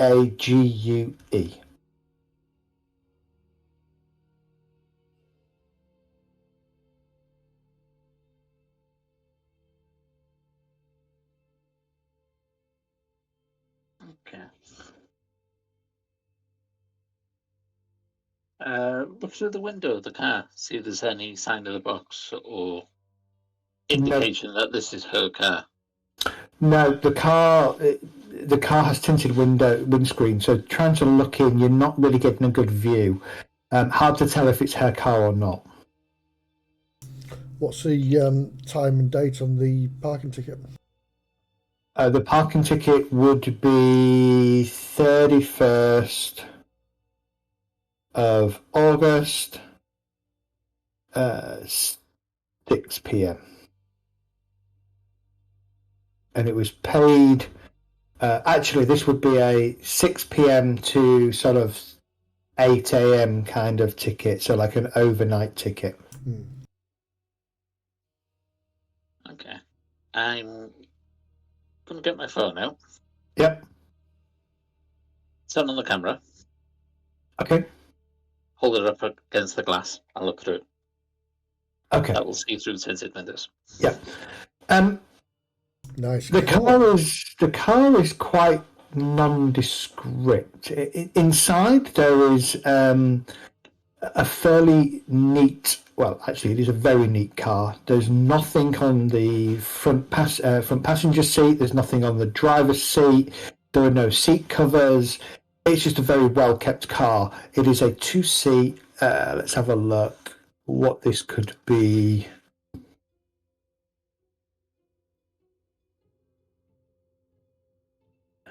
It would be a Porsche Boxster. In platinum silver. Is it locked? It appears to be locked, yes. Yeah. Looking through the thing rather than trying the handles and setting the thing alarm. Yeah. So it is a convertible, and it's a soft top convertible. Resisting with the urge to take a knife out. I'm just thinking picking the lock, but the alarm's still going to go off either way. Don't know if there's a way to bypass the alarm. Is there a skill for that? Well, if it's Arnold Schwarzenegger here, he could lift it up so it goes up to an angle of 45 degrees, which thinks he's been towed. So, It would be, I would say it would be an electronics roll, and it would probably be hard. Yeah. And you would probably need access to the battery and the actual components. Yeah.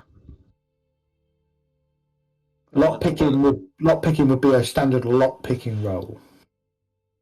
Yeah. I'm wondering whether the box might be in the boot of the car. I was going to say, by the time we both go to the front of the car and realise the engine's not there, the alarm's been going off for a bit. Yeah. Yeah, now I know where this is on one of these. Might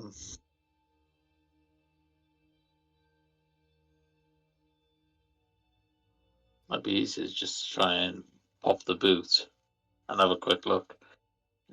Alarm's going to go off either way. I was going to say the alarm's going to go off. The alarm's going to go off as soon as we open the. Looking at the ride of the car, Yep. does it seem like there's something heavy in the front? No. No. Okay.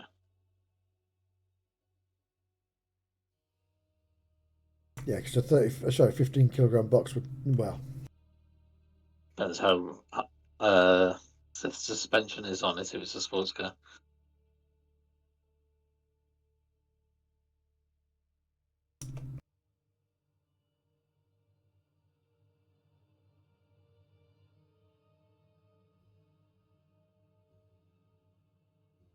Right, coming over again, and there's nothing else around this car then? Nothing else around the car, no. No. Okay, well, seeing how... seeing how Mark's done so well looking under that car, I'm going to just get on my hands and knees and look under all the cars that are out of date. Okay. It's going to take you a little bit of time doing that, and you are going to... so there are people that are coming and going in here, so you've just got to bear that in mind. So I dropped my keys. I dropped 5 pence and it's rolled under somewhere. I need it for the ticket machine. Yeah, that's right. Give me a perception check. After I've looked at the Porsche, Yep. I want to go down to where the body was and look around there. Okay. There is nothing else that you find sort of loose under any of the vehicles. It is just nothing else. Yeah. Okay, one last thing I'd like to do is go to the point of where she possibly jumped from. Any sort of like marks on the railings around there, on the actual paint, on the she would have climbed up, or if something else has happened, there might have been a sign of a scratch or anything on the paintwork. Maybe, I don't know. There is. Yes. Okay. So the only thing that there are scuff marks along the railings anyway. A couple of dents where cars have obviously vigorously reversed into the back of them. But the odd thing that you see, there's a small, what appears to be a pool of oil not too far from where you think, you're at the top and you look over or look through the railings and you can see Mark is kind of walking now towards the tape, the police tape, and from where you are looking down, you can see an effort has been made to clean not the pavement, but the roadway, trying to clean it. Looking around where you are, there's this kind of oil slick, sort of oil pool, as if a car has stood there, obviously heavily leaking oil. And next to it is a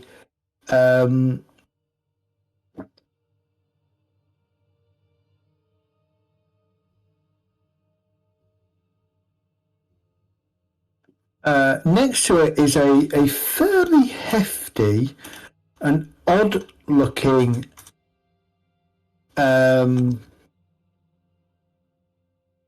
paw print. Sorry. Paw print. Paw print. Paw print. As in dog paw. As in dog paw. And when you say fairly hefty, how big are we talking? Sort of like... You are talking about 2 to 3 inches in length and 2 to 3 inches in width. Oof.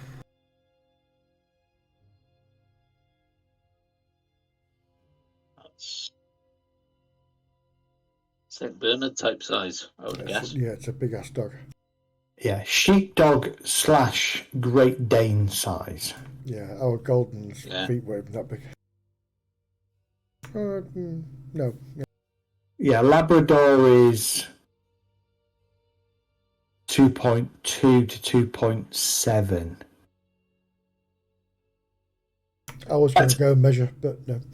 In fact, this is probably this is probably a little bit bigger. So this is probably a width of maybe 3.5 inches and a length of nearly 4 inches, which would put it at the end of a big Great Dane-sized dog. Okay. Does his paw print go anywhere else, or Just a single paw print? just one? That's random. Just one. Yeah. There's a one-legged massive dog around here. So the paw print is because of the oil, is it? Yes. Right. There isn't a lot of oil. Enough is transferred. You think enough is transferred onto one paw for one imprint, and then there might be a very faint second imprint from the same paw. But it's heading in the direction of where the general area where you think Cassandra jumped.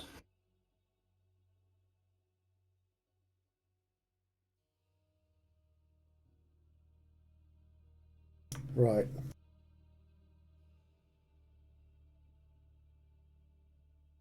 So she could have been attacked by a dog and thought her only way out of there was jump over the top. Or the dog push her over the top. You get hit by something that big, you're going to lose balance and go over. No, well, the railings on these things are going to be high to stop people from just... They'll be bigger than waist height, so you wouldn't fall over at waist height. I think you'll find that they didn't really introduce railings to car parks. In if you look at the picture, Look at it now. There looks to be a barrier. barrier. You're right, because if you look at the ground level, the two bars are literally just lower than the height of a car. Yeah. That's bugger all. Yeah. Health and safety of a field. God, anyway. Exactly. So if you assume that that's the same all the way up, it is, yeah. That's pretty easy to get pushed over. That's probably your waist height, just about your waist height, right? Yeah. That's a parent's nightmare. Get away from the railing! Exactly. Like I said, I don't think in 2011 we had a conscious thought of creating high safety barriers that prevent people from doing things. Well, back then people had more common sense than they do now. Yeah. It's only 10 years ago. Yeah. I've got a page of notes already that I need to write in my book. I'm hoping that the car keys are down here where she fell and they fell out somewhere.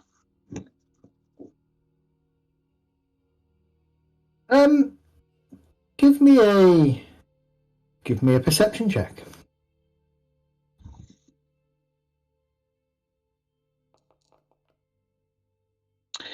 And there goes another book fight. That's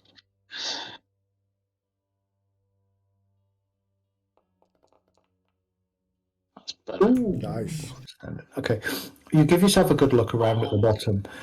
Looking Yes. around and looking up, you can see that at some point she probably hit her head on the way down. There is definite markings on the outer side of one of the rails, probably that second floor down, first floor up.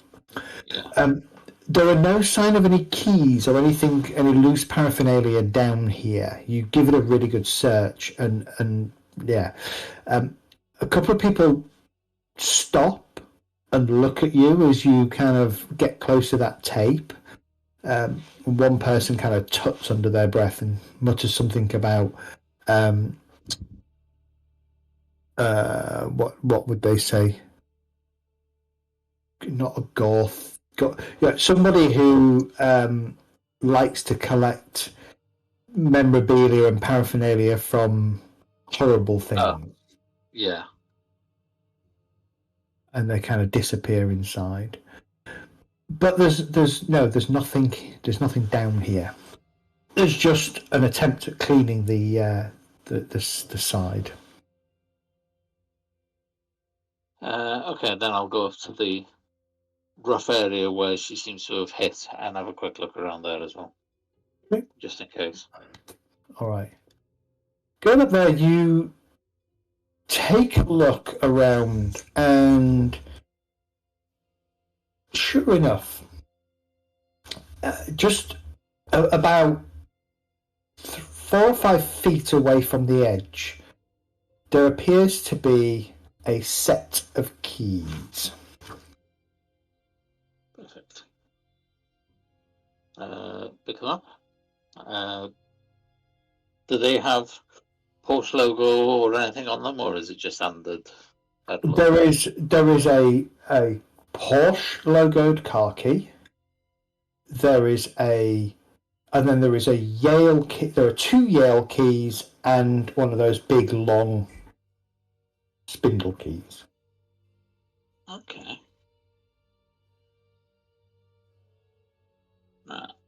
I'll head up to the top car park then.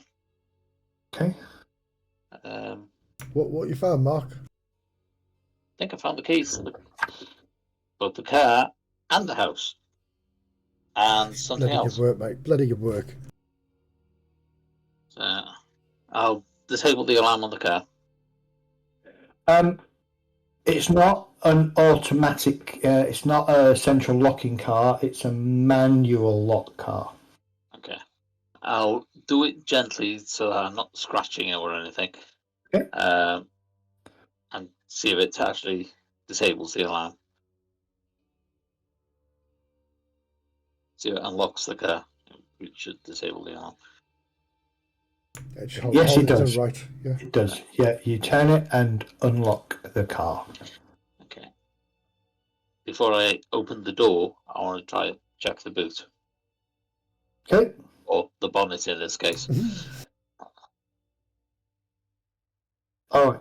So you pop the bonnet, check the bonnet. The bonnet has a toolkit comprising of a wrench, socket set, a jack, and a couple of screwdrivers. Oh, and a couple of spanners. A discarded some plastic Tesco shopping bags. Everybody has those. Everybody has those. But that's about it. Nothing else in the boot. Spare tyre? Anything under the spare tyre? Under the spare tyre, no, nothing under the spare tyre. Okay.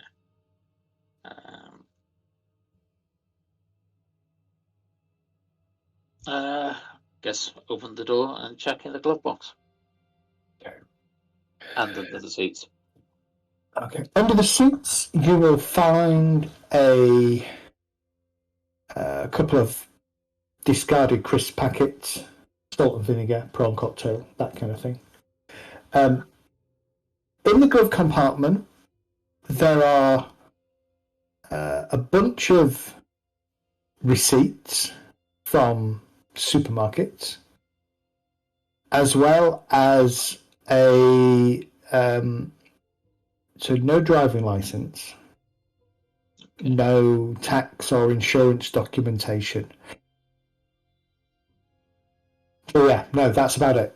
Just some old receipts. I mean, these receipts are dating back the last 2 or 3 years. The car is probably a 2005 reg car, but well looked after.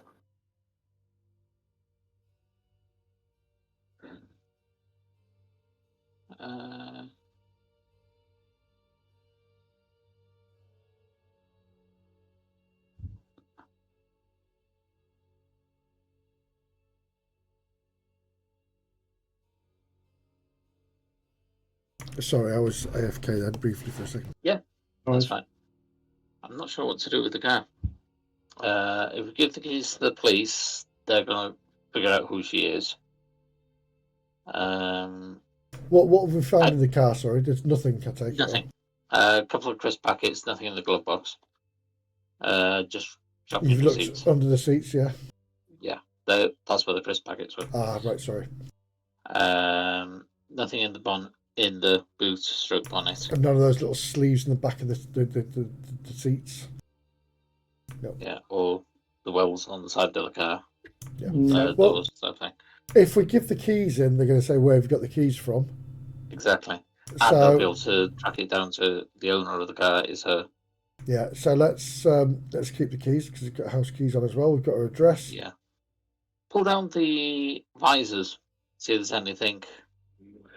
Visors.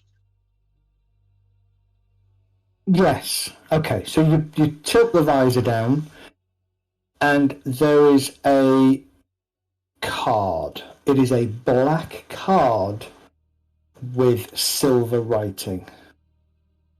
Business card type thing. Yes.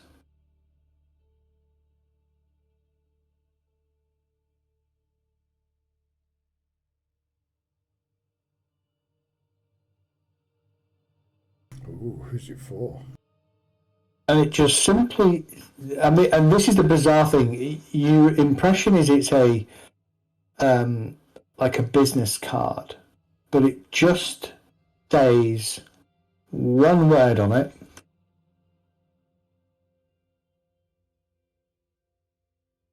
Chance.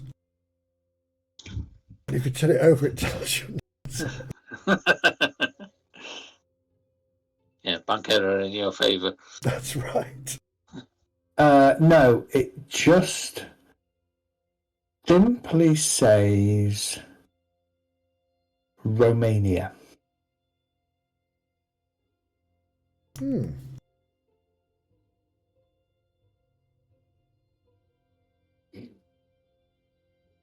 Okay.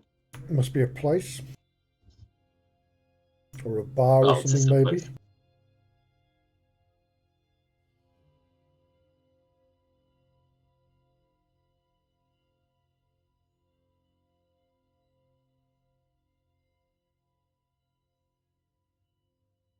Okay. Lock the car up again. Yep. Is it best to leave it here and move it? No, don't touch it. See? Yeah, I was going to say, moving it would definitely tampering with evidence. Mark, you know this, mate. You know this. You don't touch crap like this. You leave it. Yeah. They're none the wiser. The keys weren't anywhere near the car anyway, mate, were they? No. So that we've got no keys. Can then lock it? Leave everything as it was. I was going to lock it up anyway. Leave it as best we can without the business card there. I'd even be more. I'd even say possibly leave that bag where you found it, but maybe bring the vial that was inside it. Yeah, I was going to say the vial. We could do it. Trying to identify what that is, but we've got the receipt. Yeah, I can't see any skills for chemistry or anything as to how we'd identify what that is. A shame we've not got a bottle of water, sort of like. Yeah. Yeah, So, if you know, tip it onto it and then take it back off again. yeah. Yeah. So, I don't know, it's up to you if you want to leave the bag or not. But well, the bag wasn't under. Was it under this car? yeah. Yeah, it wasn't this, wasn't it?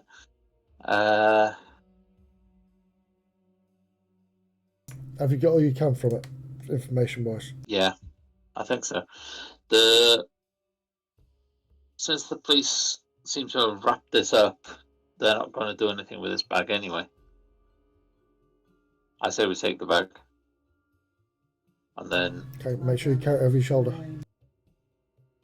no, it's going on the inside pocket. Oh, I might put it in. Actually, yeah, I'll take one of the Tesco bags and stick it in that, and then stick it in my inside jacket, just in case the oil transfers, whatever it is, and then lock it up. Well, we've got her address as well.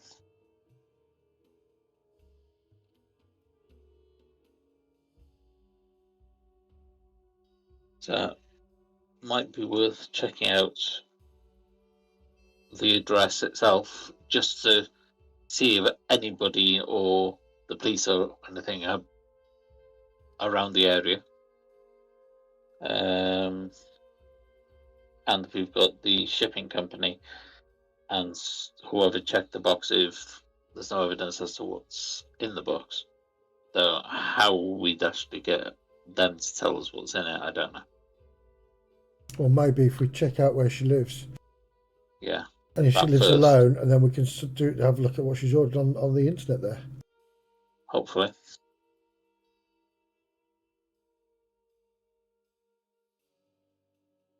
All right.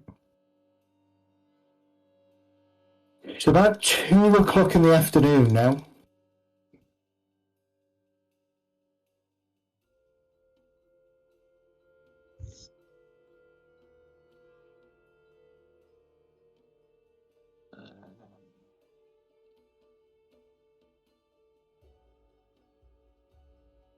Mark, your phone vibrates.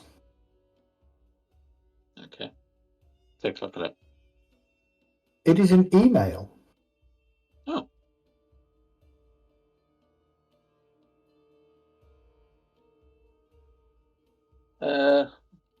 Read the email.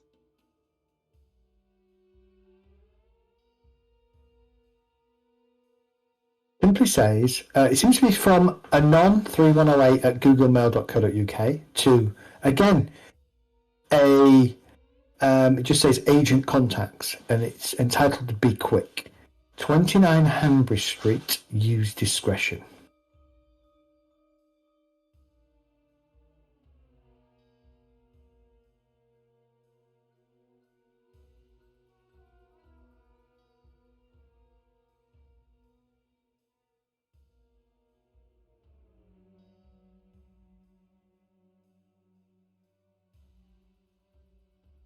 Call it up on Google Maps and see. Okay, it's fairly close actually.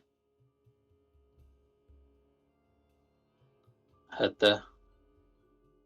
Well, I'll tell Sam and say, give me an address.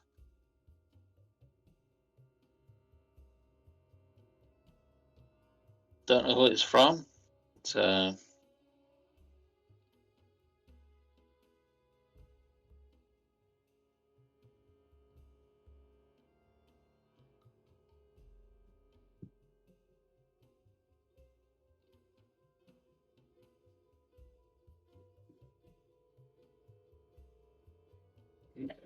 All right, you're going to head that way?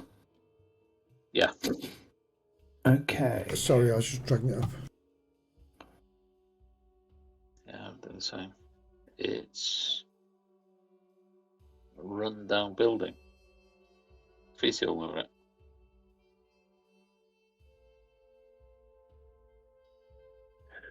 Okay, let's take a look at how far away from where you are it is. Pretty close, to be fair.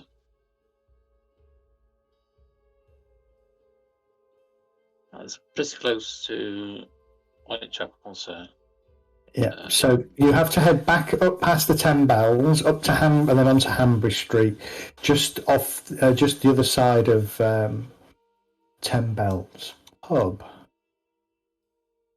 And yeah, it is a narrowish street with a number of rather grubby looking buildings down here.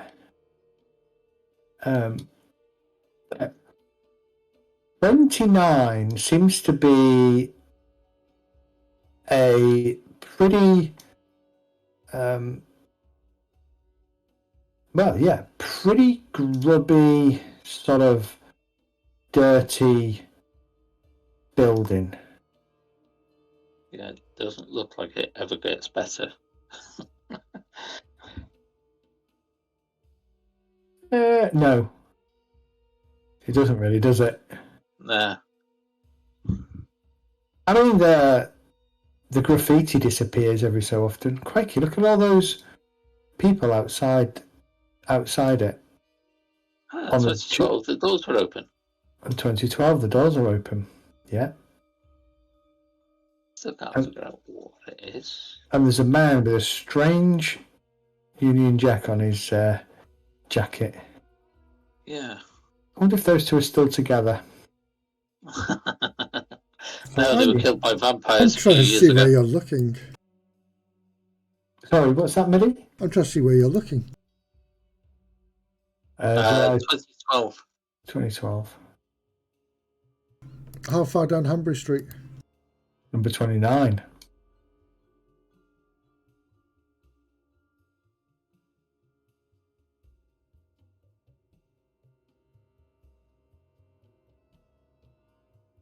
I can't see any numbers. I must be in the wrong place. It's like a block of flats. Wow. 2019, there's loads of people there. Yeah, I know. That's a really weird one, isn't it? Yeah. Looks like a school outing. They've all got school ties on. Yeah, I would say it's a school outing, yeah.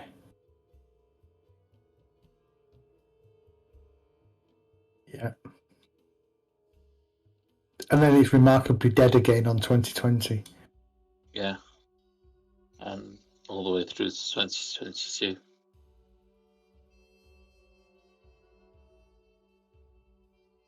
Don't know what the hell it's supposed to be.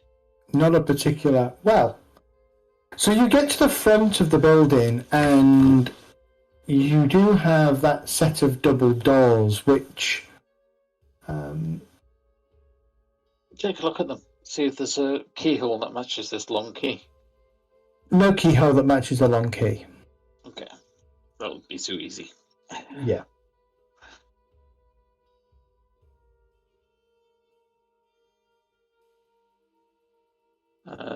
Anything unusual about... Said the doors open or still shut? No, the doors are shut though. But what you can see if you look into when you look to the next building along, as you continue, sort of number 30, 31, inside the building you can make out a number of parked cars. It appears to be some kind of car storage or car park or something along those lines. Okay. And those doors look accessible. They do indeed. See if they open and lead into the same building. They do not open. Keyhole on this? There is a keyhole. There are also... It doesn't match any of the keys that you have. Okay. There are also a number of people, not many, maybe a handful, half a dozen max, walking around in near vicinity. But the further up you go, I think you hit Brick Lane. Yes, you do. You hit Brick Lane where it's very busy.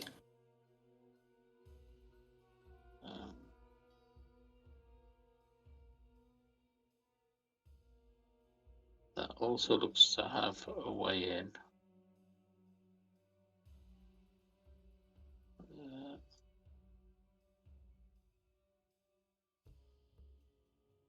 But again, the doors could be locked.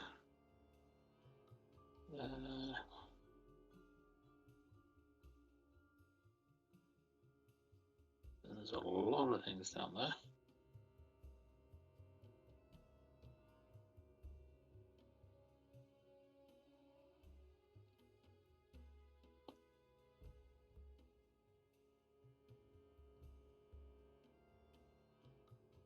Yeah, they look like shops and things.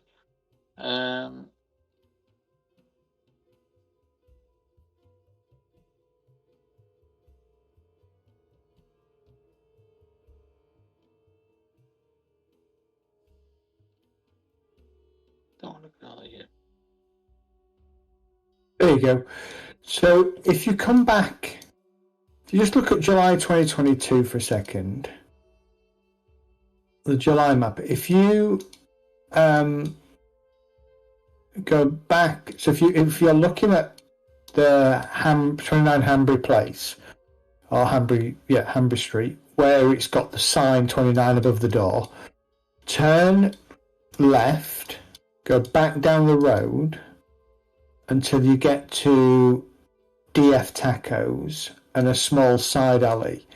If you go down there into what's called Day Walk, past DF Tacos, you can see the entrance to the car park, and that runs all the way down. Would run all the way down to the back of where 29 is.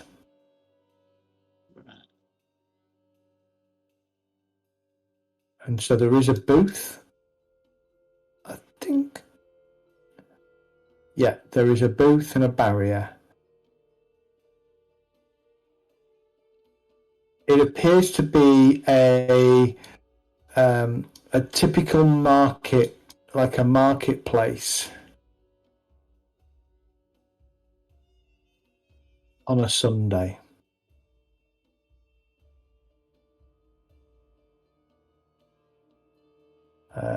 Yeah, so if you look at the... Yeah, okay.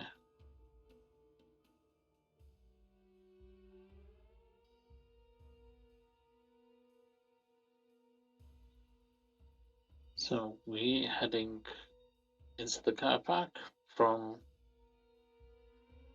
Fastest way would be, as you're looking at it, turn left, wouldn't it? Just follow it around to the right. Yep.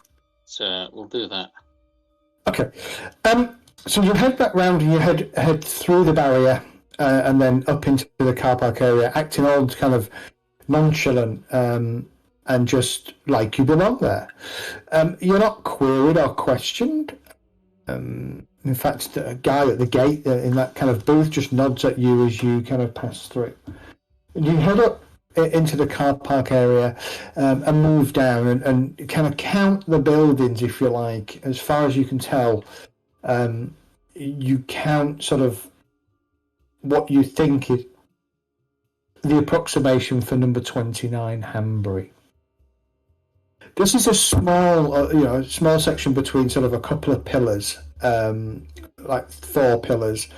There are probably 3 or 4 cars in here. Over in one corner, there seems to be a pile of stuff. Just detritus, bits of carpet, bits of cardboard, all just piled up in a far corner of that kind of area.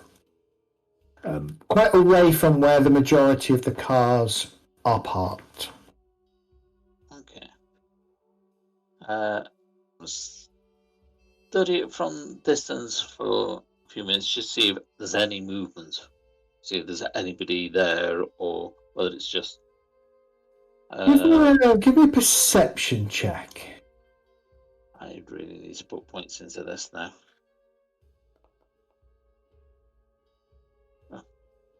On the wrong page. And there goes my last luck point. Freeze. Use a point to reverse it. Don't re-roll it. You can turn that from 72 into a 27. To 27. Yeah, okay, didn't realise you could do that. Okay, that's perfect. So that would mean you would do a hard success. No? You would do a formidable success. Is that correct, Mehdi? Yeah, formidable. Bloody hell, yeah. Yeah. Okay.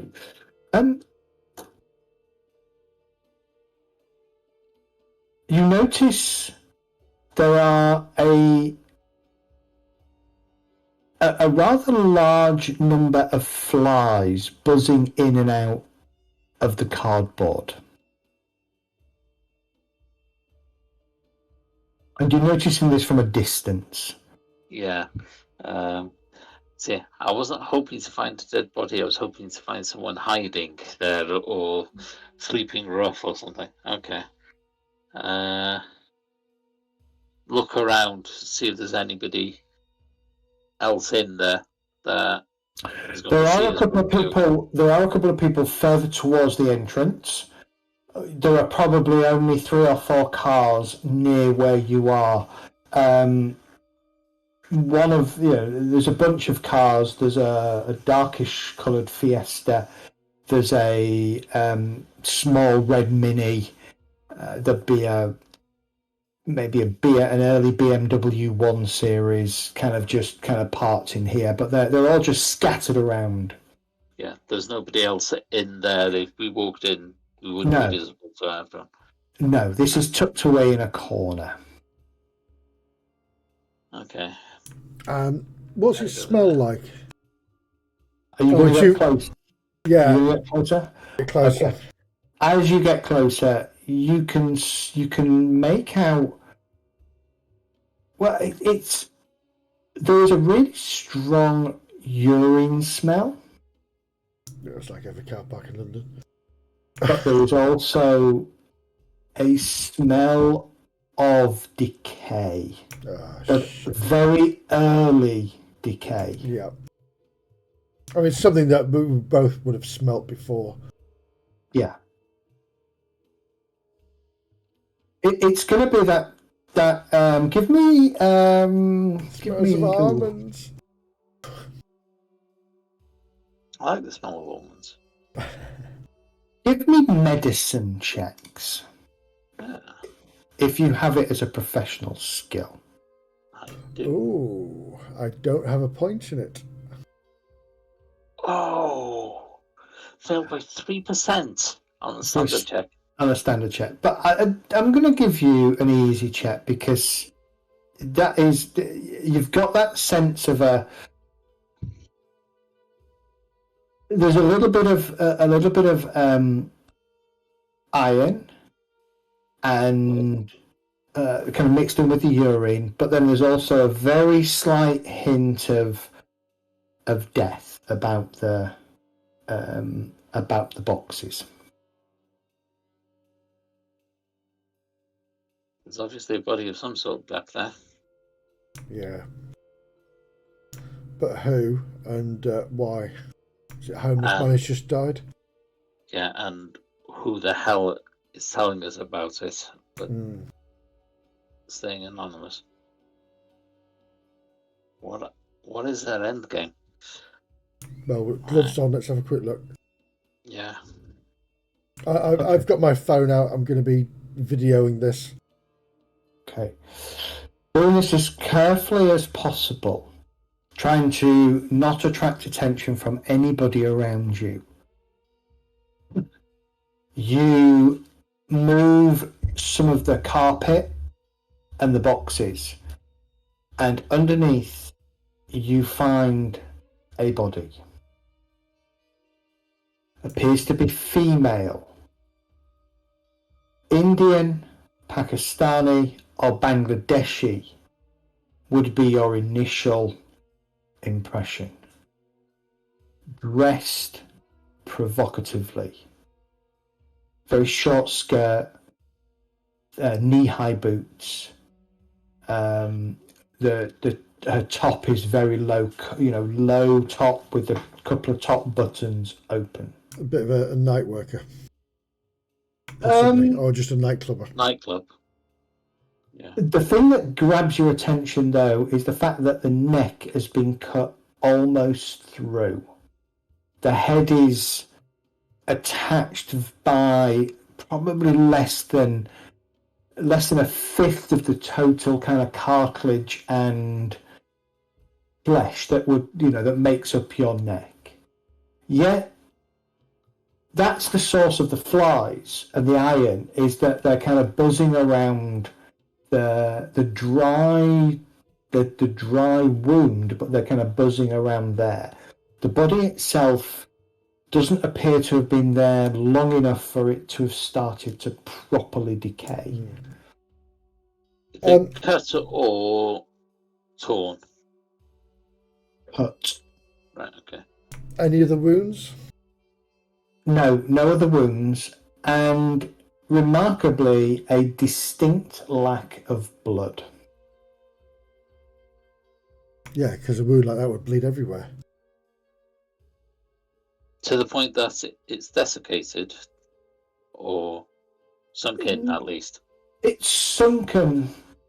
It's sunken to a degree, but it's more that there just isn't enough blood to. I mean, there is blood, but there's just not enough there to suggest that this happened here. Right, okay. So there's no blood evidence around it, but there's still blood in her. Yeah, no spray pattern anywhere. There's no spray pattern. It's not like it's pooled and kind of arterial spray has gone everywhere. There is some blood, but not a huge amount. You've seen these kind of injuries and this kind of wound. There's a lot less blood than you would expect for something that savage to be done to somebody. If it was done here. We probably performed these type of injuries, but not moved the bodies afterwards.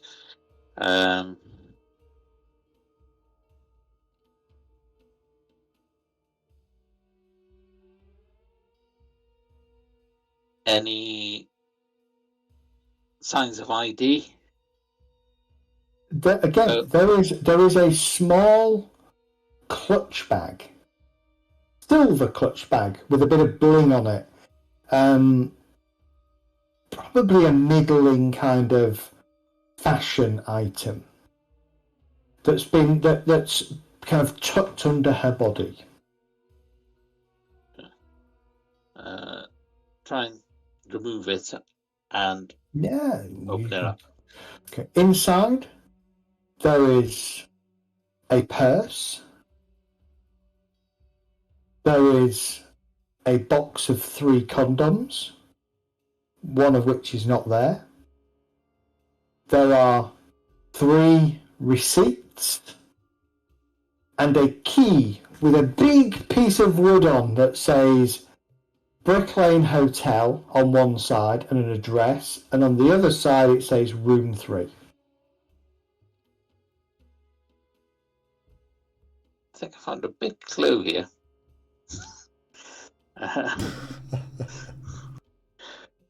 Okay, open up the purse, see if there's any ID in it. There is a credit card, a bank card, both in the name of Miss Zenia Prasad, Zenia, and surname is Prasad. There is no, there'll be a driver's license, and it will put her as being born in 1989. Okay. Is there her address on there as well? I was going to say, is it picture ID or a paper one? Is it an address? Be paper. Would have been paper, wouldn't it? Borderline. Yeah. See, I've still got my paper one, so I don't know when the... See, I'm on my second picture one. So 2014, 2004 it would have come in or thereabouts. 2003. No, that can't be right. 2008-ish? 1997. Behave, really? 1997. Gosh. 1998 to be precise. And yes, it is a photo of her, dating her to Feb the 4th, 1989. Was her birthday yesterday? No. Oh, yeah, it would have been her birthday yesterday. Oh, Oh, bless. Her birthplace is England, the UK. In fact, I can't remember. Does it actually have your hometown on there? No, it it has doesn't. the Does it? closest place to it. Oh, in fact, I'll soon tell you. Have you got your driver's license there? Yes, indeed. Ba, ba, ba, ba. Oh, not anymore. I could have sworn it had your birth town on there. Your passport does. This one just says Great Britain now. Yeah. Okay. So no indication of where her birth town. Yeah, just has her name as Xenia Prasad. And what's the address on the driving license? There was also a set of car keys in the purse. I forgot about that. Okay. The date on the driving license. Let's have a look. So she was born in '89. No, sorry, the address. Is there an address on the driving license? Yeah. Is there? Yeah, indeed. There is on paper ones. I don't know No, there is on these ones as well. Yeah. Okay. It would be a Wolverhampton address. It's under section 8 on the card.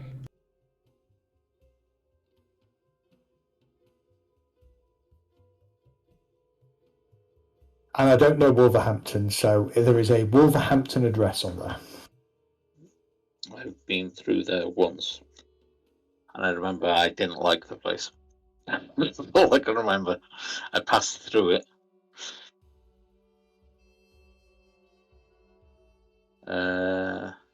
Okay, so we've got two addresses. We've got a hotel room address and we've got a home address. And we've got two sets of keys. So was she here for a night out? With the girls or meeting somebody and just... Possibly. Because that's definitely a hotel. That's a you cannot lose me key. Yeah.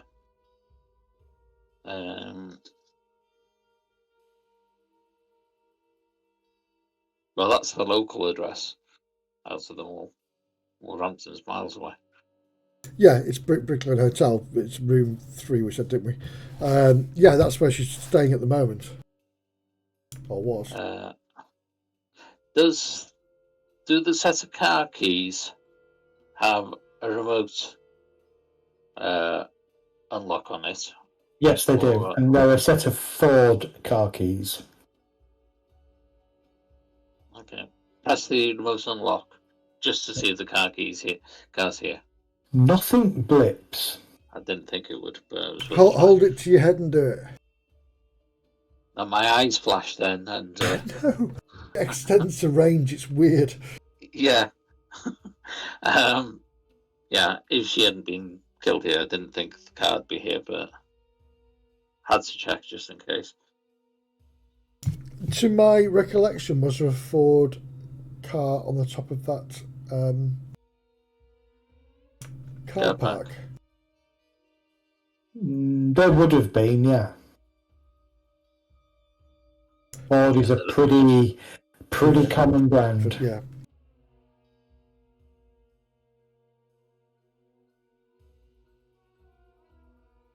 I'm not going to say run back now, but it might be worth if we don't find it round here. Yeah, well, I'd say check around the car park where the hotel is. Indeed, That's more likely as well. Do we call this into the police or let somebody else find it?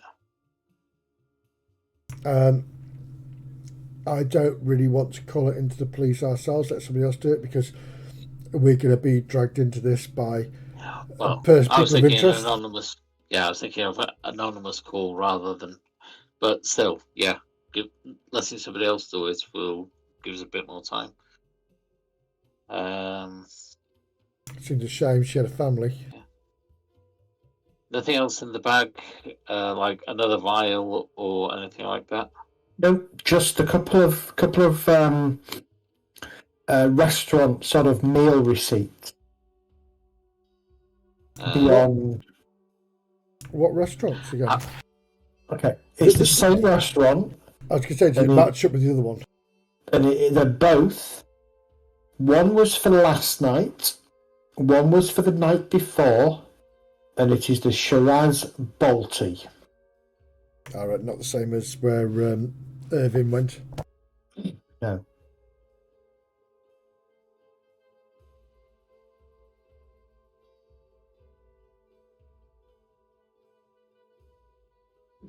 And every night she went there. Right, well, last couple of nights. Yes. The one from the last night appears to have been closed out around 10:30 p.m. The one the night before appears to have been closed out about 10 p.m. Both of them suggest a single meal, a meal for one. Starter, main, naan, poppadoms. No alcohol. Have I any idea how long she's been dead? Give me another medicine roll.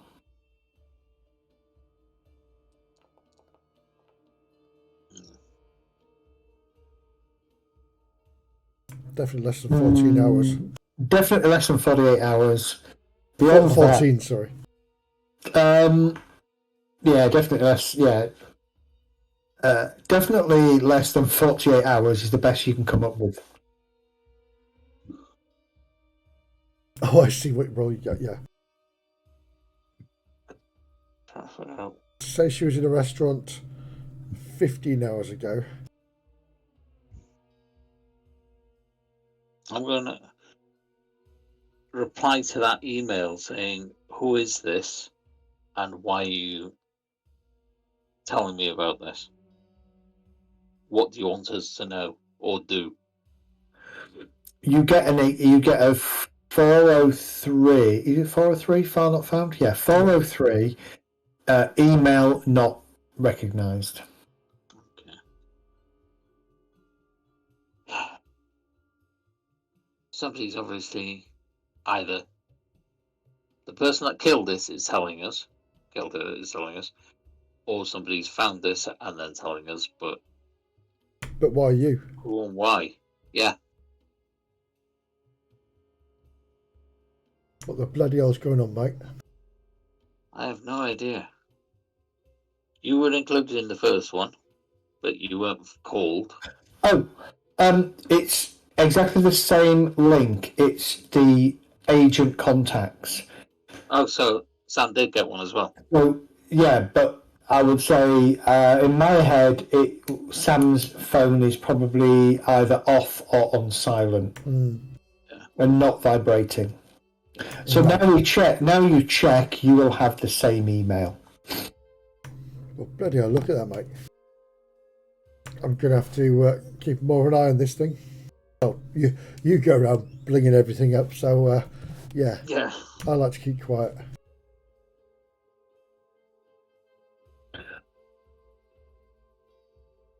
All right. Okay. Let's call it a night there. Yeah, a lot to think on. A hell of a lot to think Too on. many damn questions here. It's like, yeah, we're finding these. You may both add 3 more experience rolls to your tally. Oh, we'll have to start spending some of these soon. When do you want us to do XP rolls if we use them? Do we do it? We can either do it at the end of a session or at the beginning of a session. Yeah, well, how about if we... Kath, do you want to do some experience rolls at the start of next session? Yeah, that's fine. Okay, cool. All right, well, I hope I'm intriguing you enough. You're bloody annoying. Yeah. I need to write these notes up because there's so many little things that you're throwing at me that I'm like, that's an interesting little plot hook.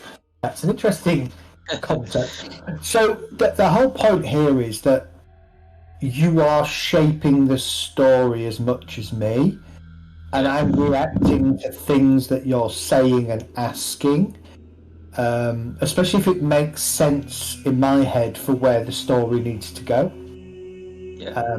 And yes, there is a lot of information that you'll need to keep track of, so you can try and piece together what is happening and what's going on.